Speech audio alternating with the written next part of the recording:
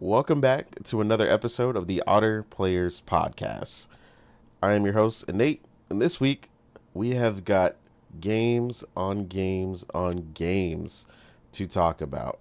Anyone who is a gaming fan knows that this week has been Gamescom overload, whether it is the opening night live, the future game showcase, the Xbox Live show, and many other individual showcases. It has been a phenomenal, revealing, incredible week when it comes to games and the future of games, and everything looks amazing despite the craziness going on with the industry. Um, there is definitely a come together of the industry, a very camaraderie feeling when it comes to Gamescom, and just so many incredible titles shown, whether it's at the AAA, AA, or even indie level. We also have the PlayStation price hike to discuss, the full price reveal for the Xbox ROG Ally and Ally X, and Sega and Square Enix earnings reveals. But without further ado, we'll go ahead and jump right into it. So we'll get right into our intros. Weeb, how are you, man, and what have you been playing? Yeah, I'm good. Yeah, as you said, it was a great week for gaming. Lots of new games announced. A lot of already announced games getting a closer look to them. So yeah, absolutely great being a gamer this week. What I've been playing since last time we did our show. I plotted Death Stranding 2. Congrats. Congratulations, and I hate Thank you. you. Thank you. Yeah, I mean, I prepped for that. That's why I did all those deliveries as soon as I could and get everybody 5 stars. So at the end, I just had to get five locations maxed out. So yeah, so still a bit of a chore, but still, it was doable. Um, so yeah, I mean, I already gave my opinion last week. Like, absolutely fantastic game. Um, uh, yeah, I mean, what can I say? Like, gorgeous game. Really, Kojima at his peak with his craziness. If you love the first one, you're gonna love this one. If you didn't, there's a small chance you will like it because of the but I mean, it's the same game. Yeah, it's the same gameplay. So don't expect it to turn into Metal Gear. It's still Death Stranding. Um, Other than that, I've also finished and platted RoboCop Rogue City Unfinished Business. Now, that's a mouthful. The standalone expansion to the RoboCop Rogue City game, which was I guess a sleeper hit, as in nobody expected it to be good and actually turned out to be great. I think you also agree with that, Nate. Mm-hmm. Um, and yeah, I mean, this is sort of more in that universe, in that world. It's quite hefty for an expansion. Like, don't let it fool you. It's a full-fledged, single player FPS campaign. And yeah, it was a hell of fun. Like, it delves deeper into sort of the lore of RoboCop, so it definitely has some ties to his origin story, still maintaining the B film quality of it. Like, yeah, it is obviously an AA game. You see, you don't expect great mocap or incredibly well acted dialogue, but it's still a hell of fun. And there's some impressive effects there, like when you get the freeze gun, which is absolutely like brutal, where you just uh, freeze anything like in the ice explosion, and you can see like body parts frozen everywhere. Like it's deliciously cartoonishly violent, just like the movie, and that's what it should be. And it actually looks pretty impressive. And there was I made some screenshots there, like at some point you get into a sort of fake forest area and you start shooting with a minigun, and you see all the splinters, you know, bursting from the trees. Like, it is surprisingly impressive at times, despite the fact that it's clearly made with a budget. Um, and there's a very satisfying level where you get to play as a as an Ed 209, I think. So you can finally tell other people to comply in 5 seconds, or you will shoot them. It's absolutely amazing when you get to play as that as an like you could realize how fucking brutal those things are. Like, you feel like a beast when you're just mowing down all these pesky mercenaries who have been a pain in the ass until now. And and it's definitely inspired by the Raid, or maybe for the uninitiated, you may know it from it's sort of remake Dread, because Dread, fantastic movie, but it's very clearly based on the Raid, the Indonesian movie, and this is similar. You go to to tower that's been taken over by mercenaries, and you fight floor by floor. And it's literally some scenes that I think, oh yeah, they really took that from Dread, or from the Raid. So absolutely, like, if you've seen those movies, you're gonna love what they did with this in the RoboCop setting. And right now I'm playing the latest entry in the AI the Somnium Files series. Kanamidata Can Get No Sleep, which is only on Switch and Steam, I think. So unfortunately, I cannot get the plat in this one yet. But yeah, it's absolutely amazing, just like all the other entries. Like, again, this is an example of a studio who doesn't have a massive budget, so they're going to reuse whatever they can, reuse environments.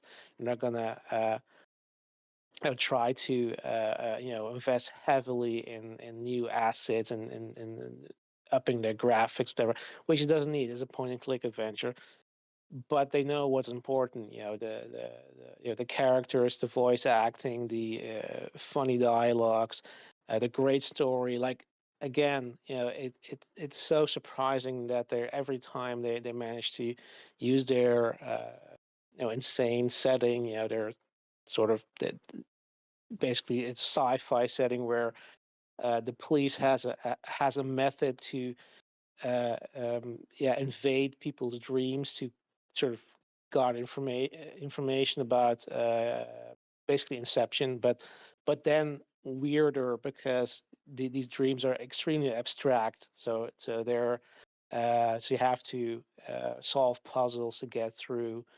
Um, get through that dream, and there's a time limit, and the thing is, it's so tempting to, instead of, okay, this is the right answer, but you're always going to pick the funny answer, because you want to see the shenanigans the characters are up to, even though it's putting your run at risk of getting there in time.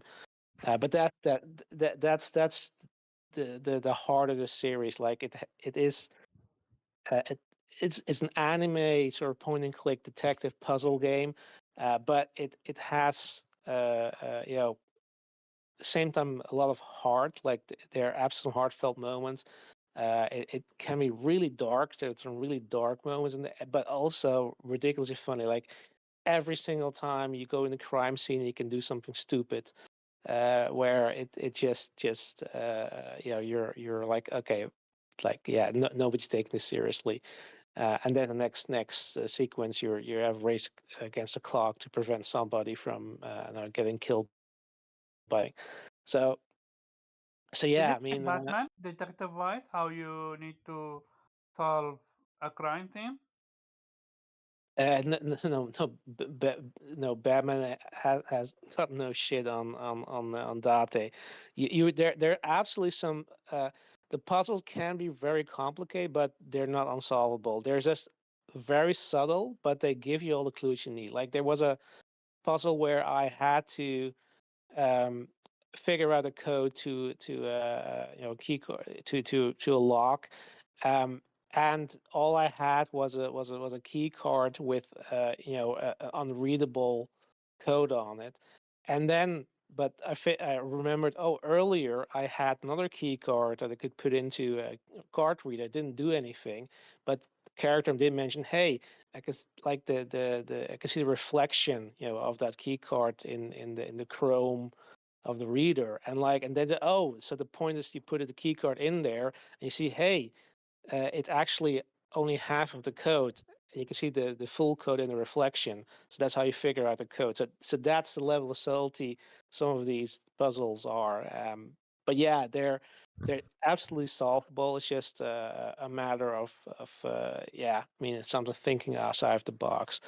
And they added aside from the somnium, so the brain dives you do. There's now also an element with escape rooms that they've added, which are in the real world where you have to with multiple characters try to solve puzzles to yeah, make sure you don't die, because these are of course yeah, escape rooms with, if you don't make, if you don't make the time, you will literally be blown up or drown or whatever. So obviously, but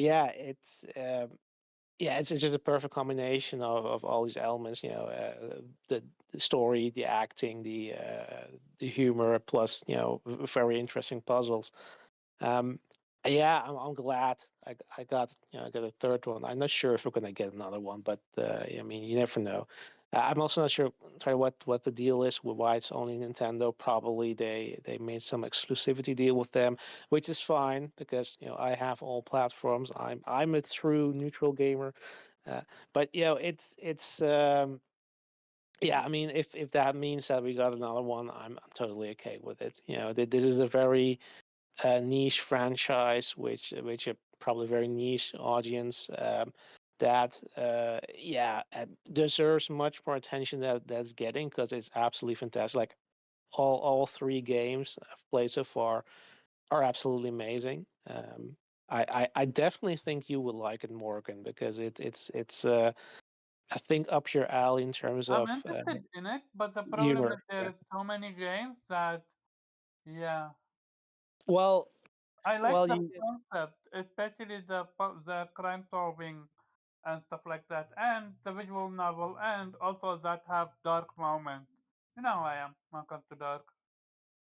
I'm not sure I know who you are in with dark things, Omar. But yeah, the thing is, yeah. I mean, it generally is not like a long game, because you can definitely complete this in a week or something. So it's not that you need to spend a month on this. I'd say save it up for a palate cleanser. At the moment you finish a big game, switch to one of those, and have a blast, and then move on to the next one, because it's is well worth your time. I'd say it's one of the best point and click detective games series that I know of. So yeah, so yeah, Gotcha. that's what I've been playing. No doubt. Um, no, good to hear it, man. It sounds like you've been enjoying yourself, as you should, because that is what gaming is all about. Um, I see that Good. we do have Miss Morgan who joined us. So how are you, ma'am? And what have you been playing? Because you have been busy. Um, yeah, you can let Omar go first, really quick. Sorry, Okay. I have to answer the door. Sorry. Yeah, yeah, no problem. All right, Omar, what have you been playing, sir? You better not ask. Okay, so shout out to Fox Mamba. I kept thinking about her enjoyment to Hello Nas, so I went and tried the demo, and yeah, no, validation. I was so worried about no map no way to guide you and stuff like that. But from what I played from the demo, the map is not that big that you feel lost. There are some puzzles to solve, more like you need to find, I think, a special type of to understand letters. Um, Other than that, what I love about it, and I know it's gonna be a weird comparison, you need to be aggressive, a la Bloodborne gameplay. There is a mechanic in the game that if you hit an enemy, you get like a blue light, and that blue light is going to be for a split second or 2 second max. If you don't make use of the blue light, you're gonna lose the blue light forever. And what the blue light does, it heals you. So it's such an important concept to understand if you wanna enjoy the demo. Cause it took me a while. After that, so you invaded my game a few times. I've been heavy, and when I say heavy, I truly mean heavy, playing Borderlands 3. Partly in preparation for 4. Also, partly I have yet to play the DLC, so that's on me. And another, I actually forgot I beat 3. That's how crazy it is. Um, what can I say about Borderlands? All I'm gonna say is I can't wait for 4. If I'm that invested in 3, a game I already played and finished one time, I can't wait for 4. And I'm literally playing the the character right now that I was least interested in, but I found such a build that it's making her OP as fuck. Also, I have Mouse, the one that you have with that tiny bear. I love that shit. That shit is a one-man army. Yes, it is. Um, Other than that, I played a bit of Crosscode, but I'm gonna take a break from that because what you call it? Yeah, we're in a month where it's going to be heavy when it comes to gaming. Hell on Earth, a Lost Soul Aside, Chronos, you name it, it exists. So Crosscode for that so many times. It's an amazing game, but I always try to prioritize new games over games that I have played before. Other than that, what did I play? There are quite a few bit of demos that I want to play, like the Trail demo and the Ex Machina demo. So I'm super excited about both of them. But oh, and Sword of the Sea, I've yet to play myself, but I'm also excited about that. But that's about it for me. Borderlands. Borderlands been eating my life right now. Yeah, I mean, it's a heavy undertaking, even when you're coming later. I actually realized for some reason that me hitting 50 never triggered properly or for some reason. So after you had left, I ended up doing some more content and ended up hitting 50, which is weird because then I forgot that I was already not playing heavily when they came out with the extension. And the actual max level I forgot is like 72 now instead Yeah, of 50. the engine is literally 70 something. Yeah, so So yeah, it's they've crazy made that it took they so made a long ton of changes. to reach the max level. Yeah, I've got all the DLC and a ton of content to still play on that. So um, that's We something gotta have I'm link up. enjoying. I just need to reach 40. Yeah, we'll get there. Um, but yeah, we'll jump right over. I see Thrifty managed to join. So Thrifty man, how are you and what have you been playing, sir? Man, I am good, and my house is a Sword of the Sea house and has been since that thing released. Hey, It let's has not go. left the PlayStation, not even once. My youngest son has now like speedrun beat it. Okay. not even trying. Wow, But like he's nice. beat it 4 times, so Damn. You're he not can't still he can't not get enough. kidding. And he is super chill when playing it, and the whole game just kind of like chills him out, which he is super hyperactive, and like normally it's Minecraft, and that stuff just like feeds it, and afterwards he's like this little gremlin running around. But like we let him play this up until bedtime last night, and he was gone, went to sleep like a rock. It was great. Love to hear it. I've beaten it. I have started New Game Plus. I am going back through, gonna try to get some high score stuff now, just because now it's all about just having fun and running through that. So it is a beautiful, beautiful game. I Yes, have it is. actually gone back to pick up the Pathless and Abzu because I have not played those, because these type of games are not really my thing. Like the zen, chill out, kind of just Oh, wander around and do your thing. It's not really like my thing. I like checklist. I like progress. I like, you know me. I like all those things. And so just kind of going out and chilling out and just being in the world and kind of get to do whatever you want, but still kind of have a direction, but not really. y- Uh, you are in really. a treat for with the Pathless. Phenomenal game. Oh, I can't wait. My kids and I watched the trailer, and I was like, "Yeah, it was a launch game for the PS5." Blah blah Do blah. you love what do you call it? Shadow of the Colossus? No. So that was PS3. I didn't play Shadow of the Colossus Ooh, you because are I gonna was be told it even was more in mainly. treat for it. No, I was told a lot of things about that game that just made me kind of, it's this epic journey. You don't really like it, just seemed like it was more heavily story focused. And at Yeah. that point I was wanting more like God of War type stuff during my Okay, I PS3 get era. you. God of Yeah, War, Infamous, things Shadow like is that. slow, but it's puzzly, but it's so rewarding. So I'm curious what your opinion is going to be about the Pathless. Oh, I can't. So the Pathless looks really good. It looks like there's an element because of the bow and arrow of like combat in it.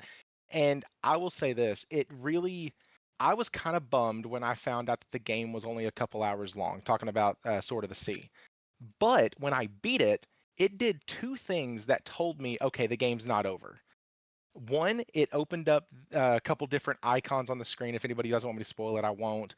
But it basically changes the kind of the purpose of what you're doing from just completing the story and restoring the land to this. Oh, now it's more of a playground. Now it's more of a speed run, get the high score, do all the tricks, find all the things, kind of go around and search for all the little hidden pieces that you might. It's like your objective the second time through is completely different, and it's where I think the comparison to SSX and came in, was once it opens up, you get to like it puts up your. Never mind. It does a lot of things once it opens up that kind of changes and shifts the direction to be more of a almost a snowboarding extreme sports type focus Yeah, with the I three agree. things that they give you. And so it really does, it's like you have two separate games in one. So absolutely phenomenal. My oldest son beat the dang thing last night. And so like I said, it doesn't leave the PlayStation right now. It's just constantly on Sword of the Sea. So No, I oh, agree. somebody asked in the chat, Trails in the Sky FC, that game is gorgeous. They've that's the first time I put my eyes on it was through the lens of a PS5. So I feel like I'm just floating in this beautiful game, and other folks are like, "Man, they did so much work to it." I don't know what the work was. I didn't have a Vita, so like, it's it to me. This is a great way for me to experience the very first story in Trails, and it's pretty cool to already see characters from the other game that I have like 45, 50 hours in the series, which is Trails from Zero. It's really cool to see those characters because you always hear in the Trails games there's this massive continuity that runs through the entire story. And so being Definitely. able to get to the first part, in that and like see where everything started with Trails in the Sky, I am super excited. It is definitely day one for me. So, yeah, that's what I've been doing though. No doubt. Good to hear it. Yeah. So basically gaming, as you should. Yeah. It is. Oh, It's incredible. There's something else. yes, I played Midnight Murder Club with on the Grindhouse for like 2-3 hours. That game is absolutely nutty. It is so fun. I recommend anybody who just wants to have a good time. It's not scary, it's not creepy. The trailer makes it look all spooky and mysterious. It's none of that. It is just an awesome time. It's $10. You get 5 codes to pass out no matter what. Like, you can bring your friends. The code is crossplay. Everything works on all devices. Absolutely. Well, all devices that have the game. Absolutely wonderful to play. The shooting feels good. There's not many visual bugs, if any. Like, really, really well put together. So, like, anybody who wants to just have a good time and just do some shenanigans, go play that game. It's so fun. Like, now that's it. No, no, all good, man. Yeah. That'll be something I'll have to look into. There's just like we've been saying this whole time. I mean, there's so much to play and so much to look forward to, despite the rest of the year being us being in the shorter latter half of the year. So much to play. It's just like trying to find the time to experience all this stuff is always the biggest hurdle for a lot of us. Um, Morgan, how are you, ma'am, and what have you been playing? Um, yeah, I've been better. This week I can't prove it, but I think my body is trying to kill me. Um, yeah, just been out of commission for like a week. It's been terrible. So apologies if you guys hear me. I'm congested, and if I start sneezing and stuff. Yeah, apologies. Um, but yeah, what have I been playing? I've been playing a lot. Um, so to start off with, uh, I beat Mafia, platinum that. Absolutely love the game. Uh, Congrats. thank you. It was exactly what I wanted it to be, and it's exactly what I thought it would be. You know, a kind of smallish, story-driven, narrative, linear experience. You know, something of a lost legacy kind of situation. Um, it did, funny enough, remind me a lot of Uncharted. It seems like they took a lot of inspirations from Uncharted, the Uncharted series. A lot of with the set pieces, the way the cutscenes are kind of written and directed. Uh, the fact that it's so narrative heavy and even with like some of the cover-based shooting, even though the shooting in Uncharted is a lot better. But yeah, it just seems like they've taken a lot of inspiration from Uncharted with this game. And even though the gameplay wasn't the greatest, I thought it was, like I said in my review, I thought it was serviceable. But the story and the acting, the mocap, like all of that was A1. Um, I thought they did a really good job just kind of capturing that old Sicilian vibe um, of being a part of, the original Mafia. And the way it ended, I'm not going to spoil it, but it seems like they're setting it up to, you know, kind of go into two a little bit. So maybe they'll, kind of reboot two or maybe remake two or reimagine two, those favorite terms they love to use. But it would be interesting to see where it would lead from the end of this game. Um, but yeah, I enjoyed my time with this game. It was good. Um, but after that, I played and beat and platinumed Planet of Lana. That's been Nice. on my list for a while. Uh, and then now with like two coming down the road, I was like, let me go ahead and beat it. Really good game. Really took heavy inspiration from Inside. I feel like, and Uh, a little bit of Tale of Two Brothers. A lot of I could tell it took a lot of inspiration from a lot of other little indies, which is good because I like both of those.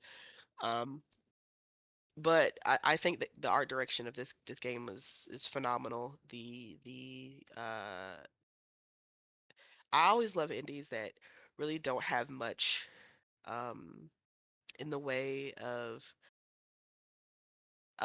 like characters dialogue. The story's more in the tale or the adventure or what you run into. Um, and that's kind of what's going on with this game. It's very touching, very moving. Um, it ends off in a really positive note, so I'm really intrigued to see what the second one's going to be about. It's a really good kind of platformy puzzler game. It's more of, complete these puzzles, get to the next section, make sure you don't get caught by the enemies type situation. Really fun game. It only takes like, 5, 6 hours, so it's a nice little quick bite indie to kind of do if you have the time. Really, really good game. I recommend it. Um, After that, I got caught up in the sim world and started playing Crime Scene Cleaner, and somehow, uh, you know, accidentally platinumed that. Um, I it's a lot like if you're into Sims, like Power Wash Simulator, you'll really like Crime Scene Cleaner.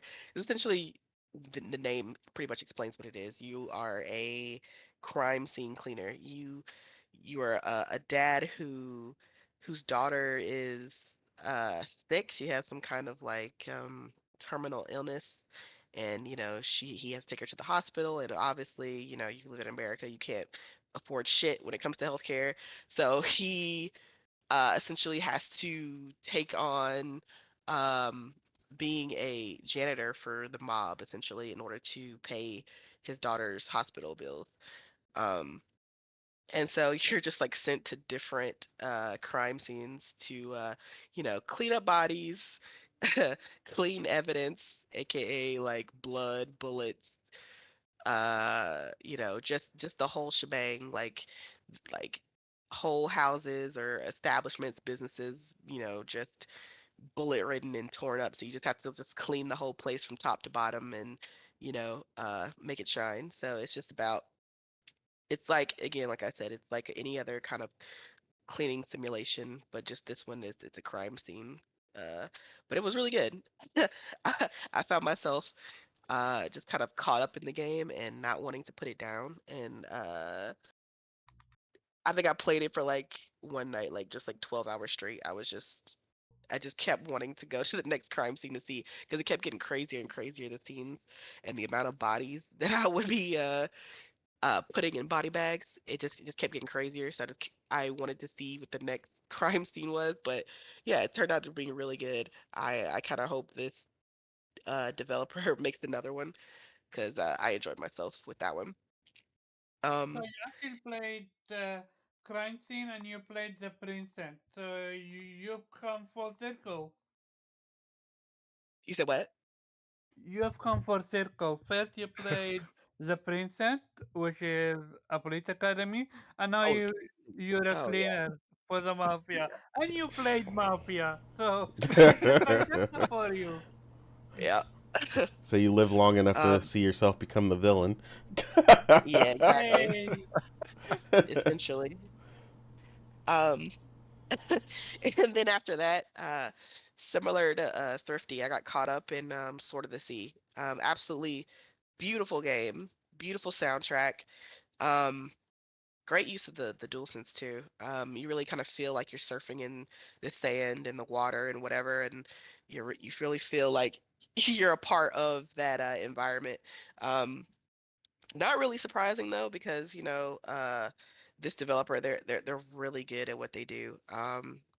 This is the development team that made Journey, but this is the art director that was on the team for Journey is the one who is the head of this studio now, which is why it looks a lot and it's inspired a lot by Journey, um, which had me excited for the game. Yeah, I beat it, platinumed it. It was absolutely great experience. It's like it's not really much more to add to what Thrifty said. It's just a really great short game, and I recommend it to everybody.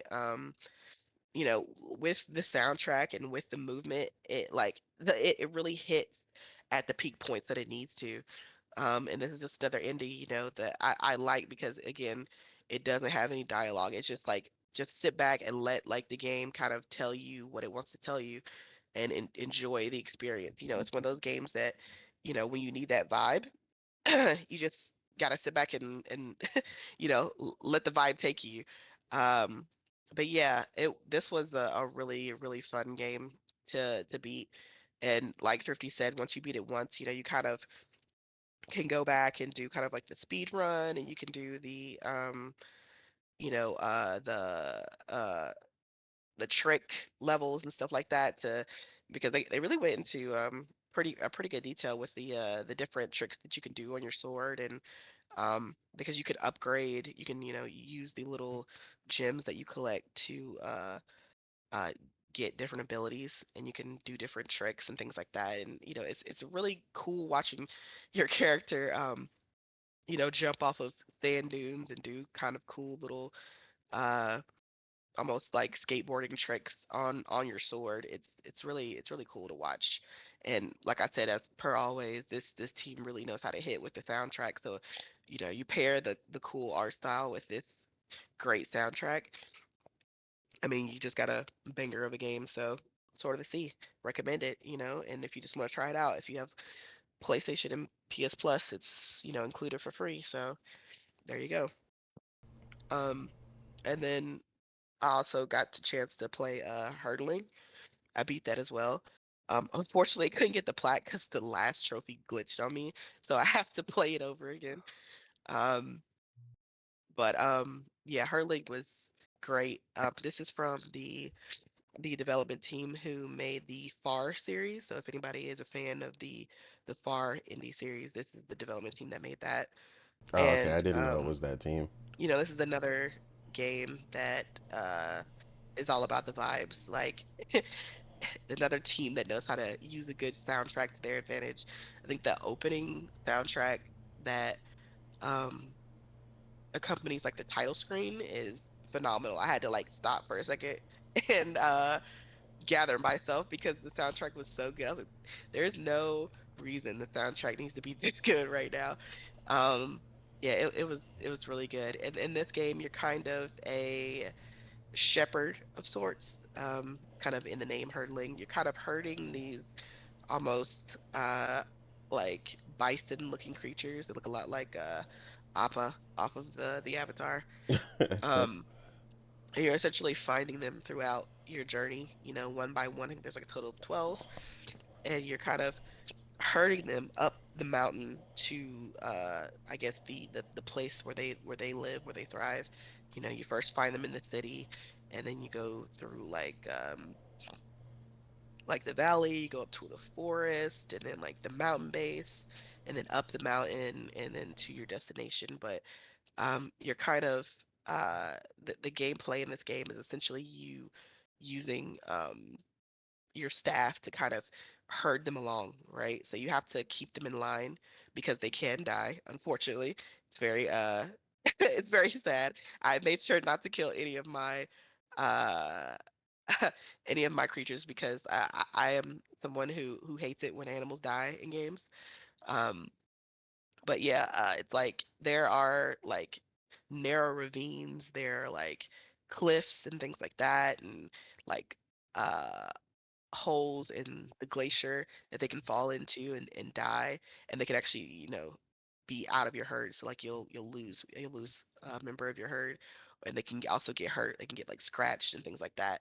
So you have to like make sure you're herding them in the correct direction and away from danger as you traverse up the mountain. Essentially, it's a fun little game. It doesn't take too long. It's like at most, if you're trying to plat it, it'll probably be like 3 to 4 hours. But if you're just like playing it, it'll probably just be two. Like it's not a very long game, but in that short time, it was emotional, and the music, like I said, hit very well. And I really enjoyed it. Just trying to keep these creatures in line because they really like to wander off. So you gotta you gotta kind of keep them in line. And there's different moves that you can do. Like I said, there's like there's the R2 to usher them on, and then you press circle to make sure like to make them stop, or you hold it to slow down, like just different buttons and things to keep them in line. But yeah, that's kind of like the main component of the game. You're just trying to get these creatures to the top of the mountain, um, through the different environments and through some enemy creature territories. So it's really interesting. And as far as like the Far series, because I think I like the Far series a tiny bit better than Hurdling, but I still enjoyed Hurdling. And if you enjoyed Far, I think you'll like Hurdling too. So, um, yeah, that's all I've been playing. So, So, Morgan, can I ask you a question? yeah. So, in Sword of the Sea, Mhm. I felt challenged after I beat the game. Like Yeah. when it pops up with the final thing, and it pops up and like it doesn't focus on your score any other point in the game until the very end Oh, screen, yeah. or if you're doing one of the challenges and it's like new record achieved, or new record recorded, or whatever. Yeah. And I was like, Yeah. wait, what do you mean record? I, Hmm. I was being timed. Is that Yeah. You is can that what only we're doing? see while you're playing. You can only see your score like in the pause menu. Yes. Yeah. I noticed And I that. was I was like, like, oh, okay. so that's what Yeah. I thought. I was like, man, I'm being challenged now. Like they want Yeah. me to redo First this time, I thing. think I had like 400,000, 450,000, something like that in my first playthrough. And I was like, oh, okay, okay, we're keeping score. Okay, cool. And so Yeah. I went back. And then with New Game Plus, you get like a 2 times bonus. So you can get like, twice as much as you did in the first playthrough. So the second time I got like 1 million something. So Holy yeah, cow. That's yeah. nice. So yeah, I was like, I didn't realize that till like halfway through when I was like pausing the game and I saw there was a score in the corner. I was like, oh, so they're keeping score. Oh, okay, okay, that makes sense. Because it's like I was realizing every time I was doing a trick, that number would go up, and I was like, oh, okay, so they're scoring us on the amount of tricks and stuff we do in this game. Okay, cool. And you both took it seriously. Yeah, essentially. Yeah, like Like, oh, okay, challenge uh, accepted. I'll say this too. There's a fake out at the end, or close to the end, where like you think just all is lost, or like you've screwed up something, or you didn't Yeah, do something yeah, exactly right. yeah. And I have a clip saved of it. I was audibly yelling. I was like, what the hell? There was nothing for Same, me to do. I couldn't. same. Oh, I know exactly what you're talking about, the jumping oh, around in a certain area. I was just like, hold up, no, yes. no, no, I did that, and then it went to a cutscene. I said, oh, that was supposed to happen. Okay, Yeah. Oh, it was I'll so go do good. that. God, when games set you up for the fake out. Hmm. Oh yeah. If Yeah. it's done right, it can screw you over mind wise. Yeah, I guess the JRPG version of that, or the fights you're supposed to lose, those always Oh always yeah. irritate me, because I hate to lose. I don't care if it's part of the equation. I will try No, everything I can I to feel break the like game. Like you wanna try to do if your it's best not a to lose part, and not knowing that you must lose. Yeah. I feel like if it's a part of the story for you to lose, I feel like it should be a possibility for you to win. Like, Absolutely, yeah, as absolutely. one good player, do it. Yeah, every single time one of those shows up, I come at it like the Kobayashi Maru. Anybody who knows that the unbeatable test in Star Trek, and they keep telling the captain, hey, it's unbeatable, right? And he's like, well, no, there's no such thing as an unbeatable or unwinnable scenario. That's how I approach every single one of these fights, and several of them, if you are strong enough, you end up finding out that yes, in fact, you can, even though it still looks like you lose, you can still in fact win the fight. So like, as long as the cutscene, I don't care if it shows in the cutscene, I'm just not losing the actual fight. Like, so I've definitely Uh, broken some games with that. but Nate, you're using the wrong analogy, because the point of the Kobayashi Maru scenario is that it's not supposed to be unbeatable to learn about losing. Oh yeah, yeah. That's what I said. In the cutscene, they're still gonna make me lose, right? But in Yeah. reality, I know that when I fought, I won. So I'm like, Yeah, I know. yeah, And in my head, yeah. In my head, I won though. But yeah, no, completely accurate. So Um, you guys play way too much games. We're 45 minutes in and we're still in the intros. I'm joking, by the way. It's all about the gaming. yeah, I mean, unlike those other podcasts, especially the ones that don't even have this segment where they don't talk about the games they play because most of them ain't playing shit. So there is that. Imagine having a gaming I podcast mean, and not talk about the game that you play. Like, nah, what we're Exactly. doing over here. Omar, if you'd like, I could bring up the Beyond the Dawn DLC I just started today and put 2 hours in. If you we could talk about that. Trust me, as much as I would love that, we want to go with the show. But I feel like, you. We're all about gaming. But yeah, as for myself here, um, I have also started just getting to experience this game. It's definitely different for me because it gives me like I said, like Journey vibes, but Journey meets Tony Hawk. Several times when we were starting it, me and Morgan were, we got to the half pipe. I was like, I'm supposed to keep moving on, but I wanted to keep. Morgan was laughing at me because if anybody, but everybody in here is old enough to know or have seen when Tony Hawk did the 900 for the first time and the crowd went crazy and the announcer just yelling the 900, the 900. So I was just over there going crazy in the half pipe, just yelling the 900. So yeah, we were having a ball with that. But yeah, Sword of the Sea is incredible. I'm enjoying every bit of it as much as you guys.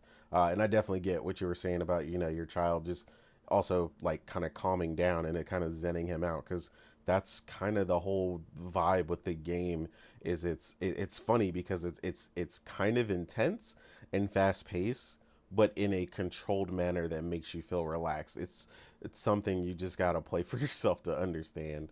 And it is awesome for it. So yeah, I've definitely been enjoying that. I also did Platinum Mafia, the Old Country, as well, and then I also went back to finish my second playthrough for Super Robot Wars X, which is the Platinum run. So I got the Platinum on Super Robot Wars X as well. So now I have the Platinum for every single Super Robot Wars that is available on PlayStation today. So Congratulations. appreciate it. Yeah, big fan of that series, and main reason I wanted to get that out the way right now is because obviously Super Robot Wars Y is coming out very, very shortly. And as as a major fan of the franchise and having the platinum for the rest of them, I wanted to have all of them kind of lined up, and also especially in celebration because this is the very first time that Super Robot Wars has been sold on the U.S. PlayStation Store or in U.S. stores, period. Because prior, you had to either have a Singapore account or you had to import it, or hope that sometimes what happens is some of the people on Amazon will import it already, so you can get it, like 2 day shipping in the U.S., but it's the Singapore version of the game, and it's completely in English. When you do it that way. So it's been perfectly playable. But again, that always creates difficulties. Anybody who knows how PSN works with like DLC. So that's kind of the trouble with getting something from overseas or the UK or, people in Europe know about that a lot because you can get something, one country over, even though like everybody's in Europe. But if you get one country over, they may have a different PSN store. So your PSN account is not attached to that store, so you can't get the DLC for the game you bought. So yeah, it definitely can create some difficulties. So yeah, so I'm definitely glad that it's way more accessible. Quite a few people have seen me play it over time, and now because it's accessible, and this is something we talk about all the time, the accessibility of things makes people more interested. So a couple people have definitely messaged me and asked me, if I recommend the game now that, they can just hop on the PSN store and purchase it. So a few people have definitely told me they want to pick it up, and they're interested in SRPG games like that as well. So yeah, that's another great thing I'm looking forward to. And like I said, got through that platinum just in time. Thank you. And then, as Omar said, I occasionally was jumping in his game in Borderlands 3 and shot him profusely for a little bit before I went to bed. My character is, Good time. yeah, it was. My character is super overpowered by comparison because I think I Omar. tried. I thought that maybe I could, fake lock you, but nah. You are what level close to 50, and I was literally level 30, so I'm like, yeah, 20 level difference. It's over. Yeah, I didn't even shoot. I just unleashed my little robot, and my robot like one-shotted him with like a phase beam. It was Oh, hilarious. your robot one-shotted me. Okay. Yeah, the robot shot I you, thought so it you was shot pretty funny. something. No, Okay. no, he murdered you before I could even shoot, so it was pretty funny. Ah. That's why she calls him her little murder bot when he's in that mode, and it is very accurate. He's a beast. Um, Yeah, so he yeah, is absolutely a one-man army. absolutely.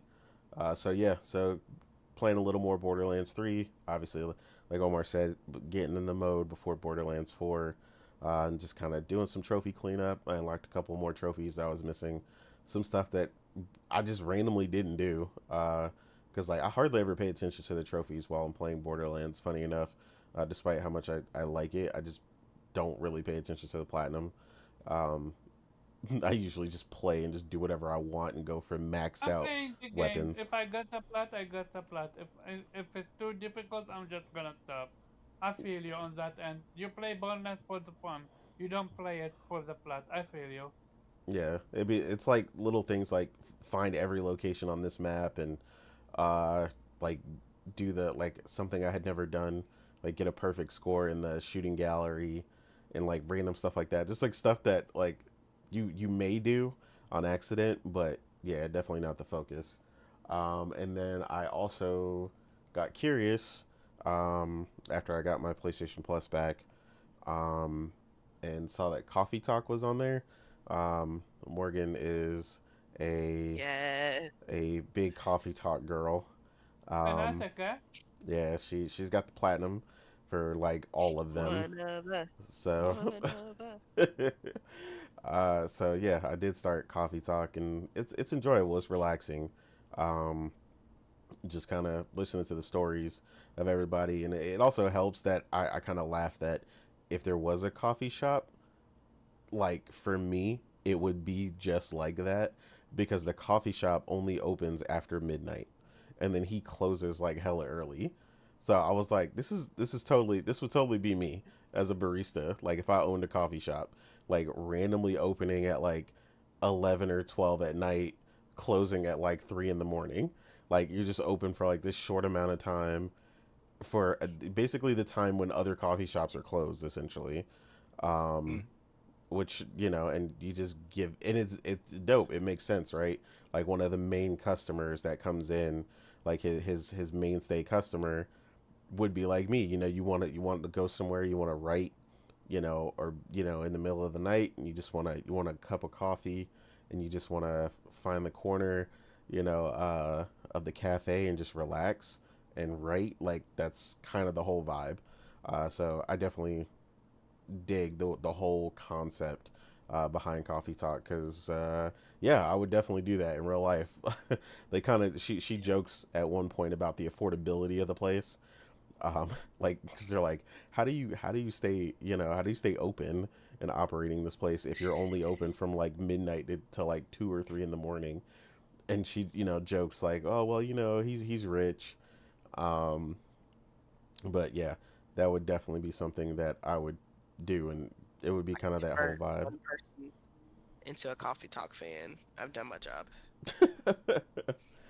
So Yeah. everybody play Coffee Talk. That's also on PS Plus. So both of them are on PS Plus. So if you want to play, it's a perfect time to play.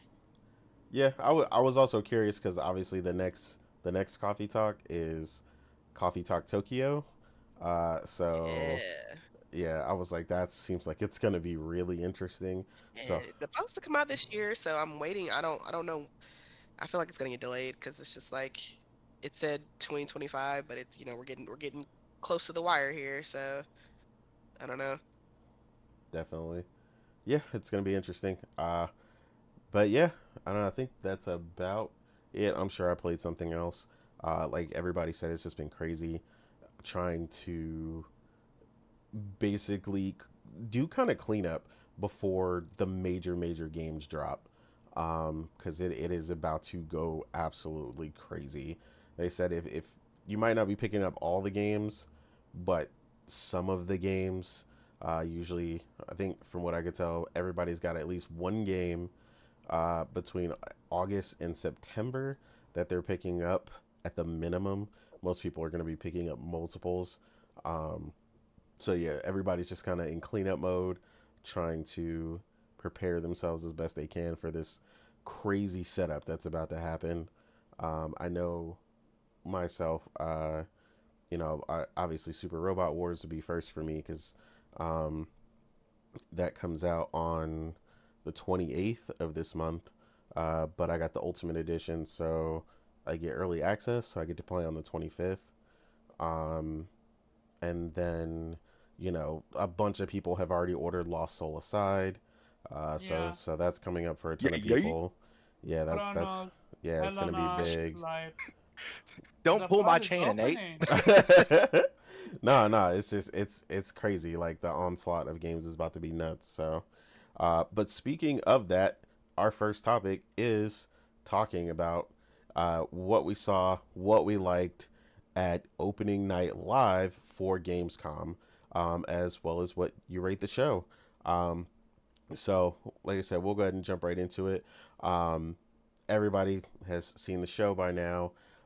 It looked incredible. Speaking of stuff, this wasn't at opening night live, but you can see on the screen there Power Wash Simulator 2, which me and Morgan are specifically super ridiculously hyped for. Honestly, I hope they give us a billion sets of DLC for that game because honestly, I could. Do they have multiplayer in that? Yes. Oh yeah, yeah. That's Yes. why we're looking Okay, forward to it. So It's are co-op game. you, Will, and Morgan all like your own like power wash company on there? Is that Can that happen? Like y'all create your own company? So you are playing. So you have your company, but basically the issue before, right, on part one, was that only the person whose game it was got the trophies. But but Yeah, it who was seems like hosting? yeah, it seems like they realized so many people were playing it in co-op, and that was kind of like setting people back. That now everybody gets the trophies and everybody gets the progression. So now when we all play together, we all also get all the trophies and so on and so forth. So yeah, you're Yeah, kind and of I'm not like one. sure if we're all in the same warehouse because that's the difference between one and two. Like you have your own base now, so I'm not sure if we're sharing a base or we all have our own personal base. So Hmm. yeah, I don't think they've clarified that yet, but it would probably be a personalized base that we can go back to, and then we can go into co-op mode and play different maps with each other. That's awesome. That's so cool. Yeah. Yeah, Yeah, I love it. it's It's one of those a lot games of fun. that's just really, really fun, really relaxing. Just wiping away and power washing away dirt and grind for hours is just one of those relaxing type of games. Just vibe. Absolutely. Mm. But yeah, like I said, O&L happened. A massive amount of games were shown. There was the pre-show, and then of course the main show. I put a big list of them in the Discord chat, just kind of for reference for everybody that's on the show, because obviously there was a ton of stuff shown at the show and then other shows and so on and so forth. But yeah, we'll see what everybody thought of the show, get everybody's highlights, and just honestly talk about how amazing some of these announcements were. Um, but a side note before everybody jumps into it, and me and Morgan share this sentiment. we are super excited for the fact that they announced the release date for Silksong, so people who are hype about Silksong can finally shut up and play that game. Finally, because that was like a running joke forever on every show, everything that was coming out. It was always, is Silksong coming? Is it gonna happen? What about Silksong? We wish Silksong was coming, but we know it's not coming. And it was just constantly. So not only for it to be revealed, but then basically they revealed it and it's coming out in 2 weeks. I am So so upset yeah, about that. I One love of it. the most anticipated game for me, Eternal Lucas, had to be delayed till 2026 because of their song. Really? Wait, it got delayed because of it? Yeah, because of their song. They literally admitted it. Because it's also a Metroidvania, so you just can't compete with Saint Song. Even though, in my opinion, Eternal Lucas over Silksong any day of the week. That is interesting. So that was their GTA then, huh? Yeah, it's literally the GTA effect. It's not even funny. I got They you. try to, what you call it, say that they need to polish it, but I'm like, nah, it's Silksong. I know. Nah, no doubt. Um, yeah. So, Thrifty, I would go to you first, but I don't know if you're ready. But I was gonna say, I mean, I'm so ready. you're ready? I Okay. can I can make the whole panel mad at me in 5 seconds. That's fine. Okay. So if I And don't now know if you're you, not the only one. I I don't don't know if fuck with you, Silksong. I don't know if you saw the pre-show, or not as well. But just if you just want to just do the show, that's fine as well. So opening night live. What did you think? What were your highlights? Okay. So highlights was I got to see a little bit more of Ghost of Yotai, Okay, which bet. was kind of cool. And everything else was kind of overshadowed by the presenters. I literally turned it off. Oh shoot. Hang on, let me go to the list. Hang on. What was it? It's a new game coming out. It's an old franchise, but it's getting done over. Shoot, hang on, let me see. You And have the thing here. The Onimusha. oh, okay, The yeah, new hell trailer yeah, for that. yeah, that looked real That good. looked really good. Silent Hill. Okay, so Silent Hill looks great, but I'm a wuss, so no. So Like no. that's just listen. I have lines and creepy Same. things that go bump in the night. Hell no. Dude, Facts. I'm a wish too, but come on, it's Silent Hill. Same Nope. with Hell no. I Resident couldn't listen to a Evil. fucking radio for like ever after Silent Hill 2. So no thank you. The static on a radio scared the absolute piss out of me. I'm good. I'm out. Facts. Uh there's even still to this day, I'm so glad we don't have the old TVs because like if there was a power surge at my house when I was younger, like power outage because of a storm, our TV sometimes would turn back on, but because the cable box didn't turn on, it would just be static and my ass would wake up to that static, scared, petrified in my bed because of that game. So no, I don't touch them. And I only watched my buddy play it at his house. And so like it was an I'm out. It looks really good though. But like I am out. Um but yeah, that was Black Myth Wukong is that was kind of the big thing of the night. It is absolutely wild to me that that studio is already churning out or trying to churn out another game. Hopefully, it'll be this won't be a like a hey we got a teaser and now it's a 6 year dev cycle. Hmm. What's definitely But that? yeah, do what? So it's not I a said it's DLC. definitely that. That's not what he said. No, It's not a DLC, it's a new game. Interesting. it's a new Okay. game. Yeah. Yeah. It Black Myth is the name of the franchise now. Sorry, I Yeah. said Wukong. My Yeah, bad. you did. Yeah, My I bad. it trust me. I had to train That's my myself fault. to stop automatically saying Wukong after Black Myth. So, yeah, I know what you mean. It's also why I stopped saying Ghost of Yotai early on because I kept calling it Ghost of Tsushima. I like Ghost of Tsushima 2, and I just started saying Ghost 2 Yeah. because Ghost 2, you can't go wrong. It's right there. Everything else, honestly, it felt like a filler show. I was not too happy about it. Lego Batman looks okay, Agreed. but It's basically Arkham, the Lego. it just it all felt just okay. And then when the interviews happened, it felt awkward and it made me like the game that they showed less, which is terrible. So I stopped watching and I would so I was watching the Grindhouse stream and I stopped watching and I would come back 45 minutes later just to catch the trailers, which is why my back end of the show was a lot better impression than my front end of the show because the front end of the show I watched everything and it was awful. I couldn't stand the show. It was so bad. I'm not a huge fan of Keeley. So, but that's like I said, I'm not trying to tinkle in anybody's cornflakes. There were a lot of things shown that a lot of gamers are going to be hyped up about, and so I do think that's really cool. For me, the show just wasn't that good. Okay, that's fair. Let's see. Weeb, what are your impressions of the show, sir? I know you watched everything 100% live. So what did you think of ONL and also the pre-show? Well, I wouldn't say it live, but I've catch up with everything. Yes. Okay. And yes, Thrifty, you're right. You're gonna piss me off now.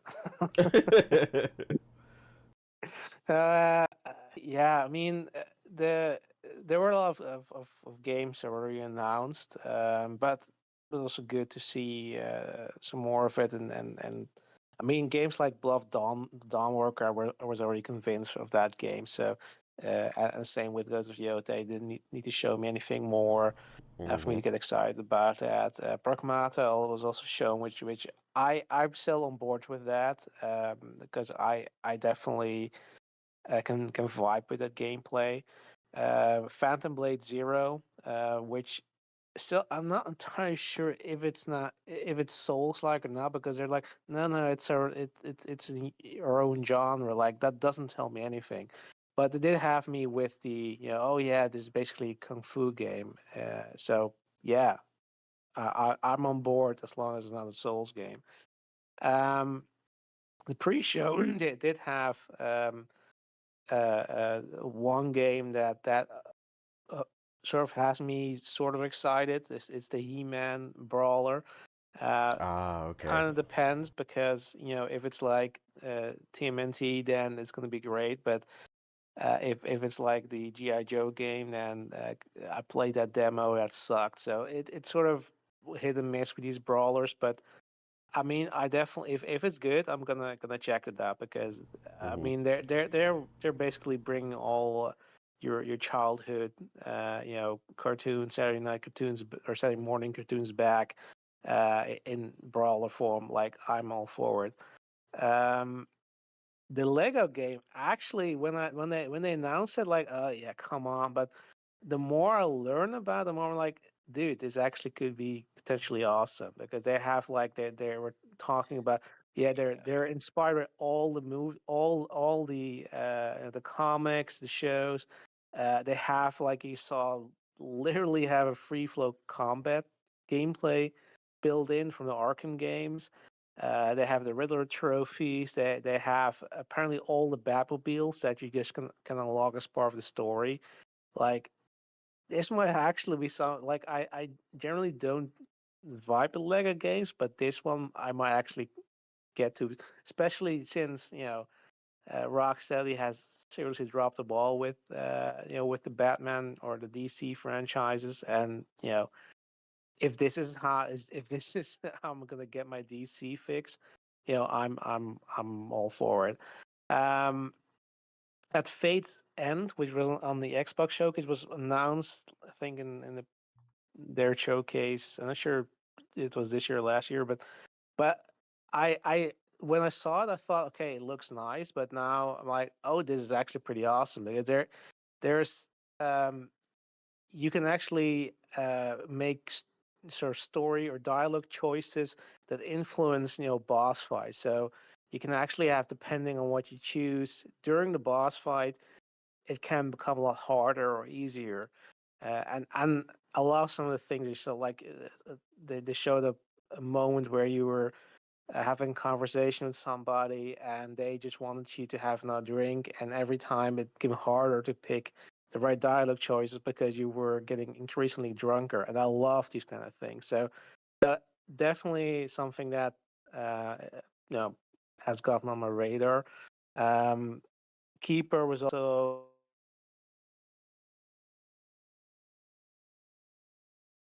I already was interested when it was shown, but the gameplay, When they expanding showed the gameplay made it extended even more gameplay. interesting. Yeah. Yeah, exactly. Onimusha, of course. Uh, Bloomwalker. I'm not sure if it was announced before, but it sort of has this very Ghibli feel. Like it's like people were thinking initially this was Ni no Kuni 3, but it's his own game. But yeah, definitely has my interest. Um, what else? Oh, Zero Parades. Um, Yeah, uh, that I was forgot the really name. interesting. Yeah, I From the forgot the name Disco of this. Elysium team. Yeah, Disco Elysium guys. Yeah. I mean, again, like Disco Elysium was such a far out game with so many possibilities to just change. Yeah, influence. Like it's crazy how they were able to do this, where you can just your character can turn into a completely different character depending on your own confirmations. Like this is like such a deep psychological game where from you can either turn into I don't know, like schizophrenic or a communist or whatever you want, based on your own choices, and you're literally doing the same investigation. So I'm really looking forward to what they're doing with Zero Parades. Um, of course, Ninja Gaiden 4, which I was already interested, even though I don't really not really a fan of the series, but Mm-hmm. I'm a fan of Platinum Games, and what I've seen, like, yeah, this is more of a Platinum Games game. Like people are comparing it to Metal Gear Rising, and like, yeah, that's exactly the reason why I'm more interested in this, because I don't find the main games, aside from the gameplay, I don't find them very appealing, because they're not very interesting in terms of story and characters, and this Yeah, I looks agree. absolutely amazing. And I mean, and Platinum, like, this is sort of, despite the fact that we were all worried about when Camilla left, and he was talking shit, of course. um it does seem like they are making like the right decisions now. They're doing this. They did the yeah, I guess it's sort of a mini game, but still the gameplay for Metal Gear Solid 3, for the secret section that you can get, I think, if you're safe when you're in prison. Um, yeah, I mean, they seem to be on the right track. So I think I'm actually gonna get it, even though I have Game Pass. I think I'm gonna get it because I do like to own games that I like, and a Platinum Games game, you know, with license doesn't really matter. But yeah, back in form, I absolutely wanna check that out. So uh, other than that, some small indies that I liked. Deer and Boy looked really fun. Recur also interesting, with sort of the going back in time to I guess was sort of your delivery guy who has the worst day ever and everything goes wrong, and you can just go back in time to fix it. It's kind of fun. Dreams of Another, sort of pixel junk game, looked interesting. Windstorm, which I think was announced before, is sort of, I guess you could call it sort of medieval Mongolian Death Stranding, where you deliver things by horseback. Um, Yeah, I thought that looked interesting. uh, yeah, definitely looked interesting. So yeah, I think those were it. Yeah, those, at least that's my list. Yeah. Cool. Yeah, no, a lot of good choices there. There was just so much shown, like, Yeah. honestly. But yeah, I agree with both you and Thrifty as far as, like, honestly watching, like, the show kind of as is, like, it really screwed up the pacing with a lot of the, like, the real life moments. Like, the pacing was just terrible Yeah. because when I went back later to pull a lot of the games that were shown, and I was writing them down, I was like, oh man, they showed like a ton of really good stuff, but it was just constantly marred by like the in between awkwardness and like transitions from them Oh, being like yeah. awkward with each other, and she's like, haha, yeah, yeah, oh, you guys can clap, and like, I don't know, it was just freaking weird. And I was like, but when I fast forward it, just like going between, and then like I funny enough, when I was fast forwarding it, I still stopped to watch the entire performance for the Expedition 33 song. So I still Hmm. watched that. So there were good parts, but man, it was just, it felt way too long. Um and like there was way too much setup for some stuff that didn't need all that setup. So I definitely get why people were just like, as far as like when you're watching it live. It definitely seemed like a much better experience when I just fast forwarded through everything to get to the trailers. So Oh yeah, yeah, I agree with you that. But in that regard, the future game show is much better paced. They have a lot more yes, games, a lot And less the presenters talking. actually seemed competent. Dear yes, God, they were so good. they were so Yes, much better. I mean they're voice actors, so they know how to present Okay. themselves. Yeah, yeah, yeah. They were way better. Even the cheesiness in between was like Yes. funny, and it didn't overstay its welcome. You know, they drop a one-liner or two, and then jump And right into the and next it thing. it's funnier if you know who they are. I mean, if you know that's David Hayter, aka Solid Snake, then you get all those cheesy Metal Gear references. Yeah, when she kicked him and he was in the box, that was Yeah. hilarious. Yeah. But yeah, no, like I said, ton of good stuff. Morgan, ma'am, what were some of your highlights from ONL? And uh how would you think of the show overall? Um, I mean, overall, it kind of hit exactly how I thought it was. Like, I knew this was gonna be a bunch of filler and shit we've already seen, and Mm-hmm. it was just gonna be, eh, okay. And it was exactly that. It was like a solid 6. I was just like, But as far as like what we've seen, we saw a lot of things that we saw a lot of updates to games we've already, seen before, Yeah, I which was was actually surprised fine. at the amount of games that were there that we've already seen before. So yeah. Yeah, I just knew it was gonna be a bunch of updates for games we've already known about. I was just like, okay. I knew how the tone of the show, how it was gonna be when Jeff started out with Call of Duty. I was Oh just like, yeah. oh, okay, Yep. it's gonna be one of these. All right. Um, but as far as some of the highlights, I guess for me, um, they did show some a big Cult of the Lamb expansion, DLC, the Woolhaven DLC. Um, Literally out of supposed to come out nowhere. early 2026. That game is getting so much updates. Like it's crazy how many updates that game has gotten since its release. But it's still going strong because it's you know uh no pun intended, but it does have a cult following that Yeah, really love the game. it So does. yeah, I mean I enjoyed the game. When I played it, it was little buggy when I played it, unfortunately, Mm-hmm. uh, which made it a little harder to get the plat. But I'm sure that again that was when it came out, so I'm sure that's like that's been ironed out. But yeah, glad to see it's still getting support. Um, what else? We saw another look because I don't think this is definitely not the first time, but we saw another look at Moonlighter 2, Yeah, that looked which looks good. really good. Um, it makes me like I have Moonlighter 1, so I need to play it, um, so I can kind of get the vibe from Moonlighter 2 because I really like the way it looks in the gameplay and the art style of this game. So I have to put that um on my list.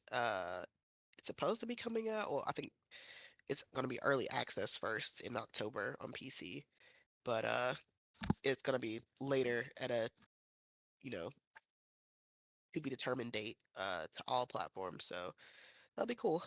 Um, and then we saw like the second DLC for Kingdom Come Deliverance 2. If anybody knows, Kingdom Come Deliverance is essentially my game of the year. Um, I kind of go back and forth with it between Kingdom Come Deliverance 2 and Expedition 33. Uh, love them both, and I just can't pick one over the other. It's impossible for me. But KCD was absolutely amazing. Um, so yeah, this is the second DLC that they promised that we were gonna get. I haven't played the first one yet, so I need to get back on that. It's the artist. I can't remember exactly what it's called. It's the artist DLC.